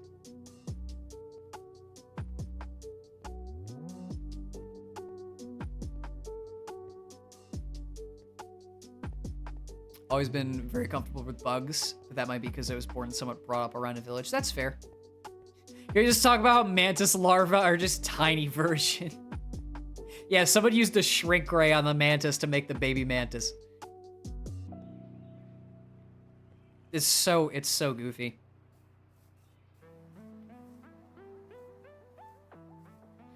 To pivot over to Pokemon a little bit, because we talked about this when I was playing, I'm still amazed that, by the way, Lurantis, which is the Pokemon I'm about to talk about, is based on an Orchid Mantis, which are very pretty. But I'm still shocked that Lurantis is pure grass. Like, I would think it would be bug grass because it's based off of the Orchid Mantis, but they just went full grass. I guess because it's imitating the orchid more than the mantis in that case. Because mind you, Orchid Mantises literally look like flowers that also double as killer mantises. Killer mantids, rather. But I just find that type setting very interesting. In 6th grade, I got to raise a mantis and it was awesome. That must have been fun. I got to do roly-polies in 7th grade. That was my thing. The little roly pill bugs. That was what we got to do. In Turkish, mantises are translated as Messiah bugs. That's pretty funny.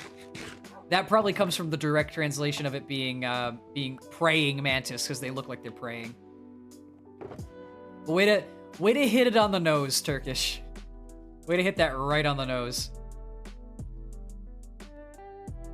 That's honestly pretty funny. German does it too, from what I understand. German's very literal with their name schemes for things. I don't have an example off the top of my head, but if it was like, I don't know, if it was like skyscraper, it would be literally tall sky building, and it would be all one word. Pillbugs are awesome. I agree. What was the other thing I wanted to talk about? Oh, do y'all know what the fucking deal with locusts are? Like, we see them in fiction all the time. Like, oh, you're gonna get swarmed by the locusts and other things. You know what the fuck the story with locusts is? It's really freaky. This reminded me of what I wanted to get for the Steam sale. I forgot. Oh, I wanted to get grounded. Oh. Well, now you gotta pay full price.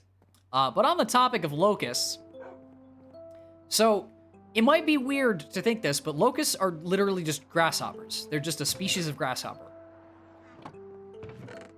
And the deal with locusts is they kill crops that come out at the same time, so spooky crop killing machines. Yes, exactly. But the deal with locusts is normally they're just normal-ass grasshoppers. They don't do much other than just kind of hang out. But they have this instinctive, I think it's like a pheromone or a receptor thingy, dude. Where if they come in contact, physical contact, with other locusts, neuroreceptors fire off in their brains to stick together and stay in a pack. And when they stick together, they go from individualism to collectivism. They start moving together, they start breeding very aggressively with one another. And over time, more and more locusts come in contact with each other, and they all start rubbing against each other, and the influence gets bigger and bigger and bigger and bigger. So these normal, like, oftentimes they're like green or a brown color. Oftentimes these plain colored grasshoppers turn into these red and black winged fucking crazy bastards.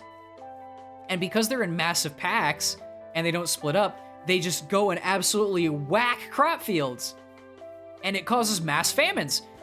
So the deal is, most of the time, like, crop dusters swing by to get rid of locusts because they often get out of control. And one locust swarm, if it gets bad enough, can cause mass famines for years.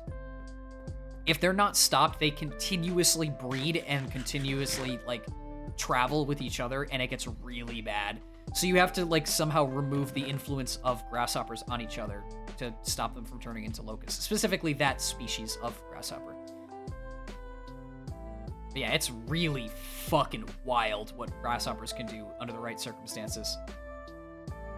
You wouldn't expect it, and it's lactose intolerant people when I bring a plague of locusts upon them. Imagine that. Imagine like a bunch of people rubbing up against each other and then metamorphosing into serial killers just because they're in contact with each other. Was that the plot of the new Jurassic World movie? I don't know. I haven't seen it. I wouldn't, I wouldn't put it past them. I would not, under any circumstances, put it past them to use that for the plot.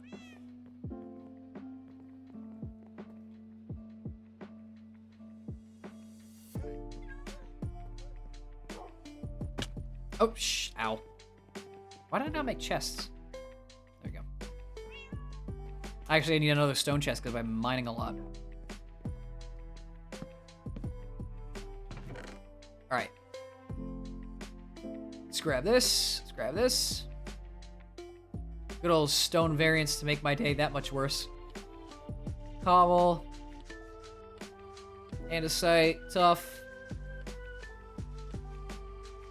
Those can all stay. It was actually. Again, I haven't seen it, so I don't know. I didn't really enjoy the new Jurassic World series as much. I still really like Jurassic Park, the original film. The sequels to it are kind of mid for me. And while I didn't hate Jurassic World, the movie, the one with Indominus Rex, I didn't really find much interest. A friend of mine back in high school really liked dinosaurs, so he watched every single one and gave me essentially the play-by-play of every single movie he'd seen. But for me, it's not my style. Dinosaurs are cool, but that sort of is like, meh. The whole plot was these massive fucking locusts were going nuts on the crops to try to eat people. So dinosaur people were like, shit, and went to really? That's the plot?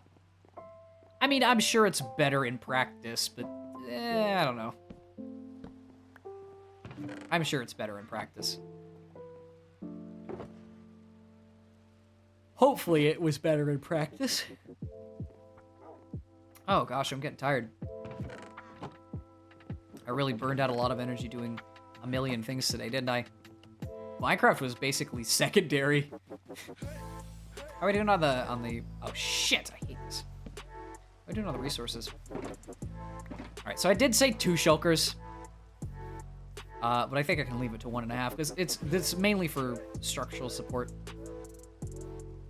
I do have a plan of action, and it's gonna probably involve either this valley or something behind the hill there. So I'm planning on making, I don't know exactly what yet. Again, this prep was for the idea that's swimming in my head. I want to build something big. Not massive scale, mind you, but like decently sized. And I do like me some rustic medieval era stuff. So while I don't know if I'm going to build a castle necessarily, I would like to build something in that line of thinking. And at the same time, Deep Slate is probably my favorite stone variant that isn't just basic bitch blackstone. Because there's a lot you can do with Deep Slate. So that's the idea. We got all this Deep Slate so I can turn it into different... I need a stone cutter. Do I have a stone cutter? Yeah, it's right here. I'm actually going to make a pickaxe. Oh, wait, I have one. Oh, no, I'm using this pickaxe. God damn it.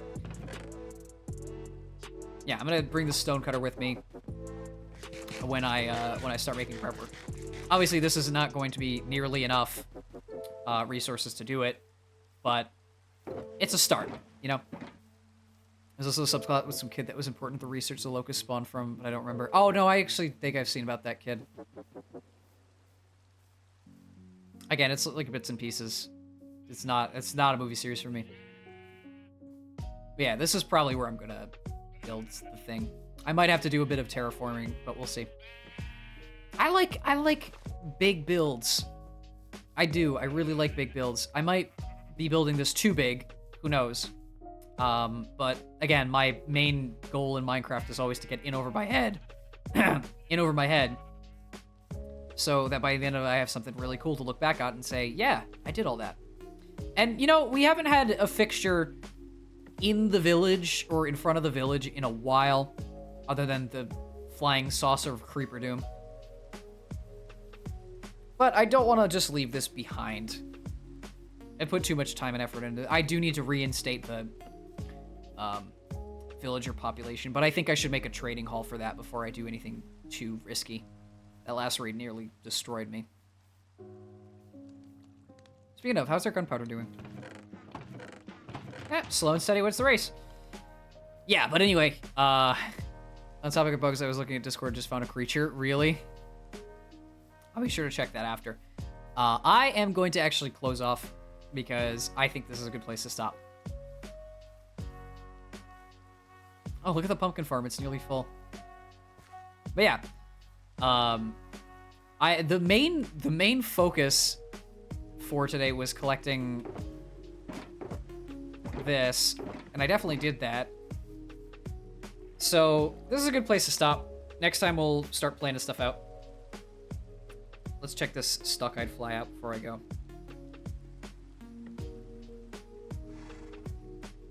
Oh, yeah, I have seen that. Oh, that's a thing. Oh, yeah, That honestly looks like a fly that has cordyceps fungus growing out of it. That's, oh, okay. Oh, not my favorite.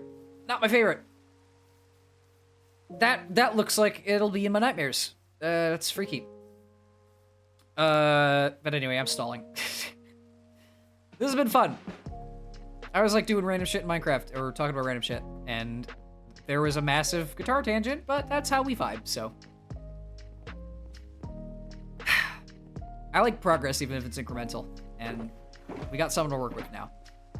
I do want to eventually do something with these cherry blossom trees too, because they're so pretty. They're so pretty. Oh my god! Epic indeed. Flies suck. They're probably the only bug I've ever had. Oh, I fucking hate flies.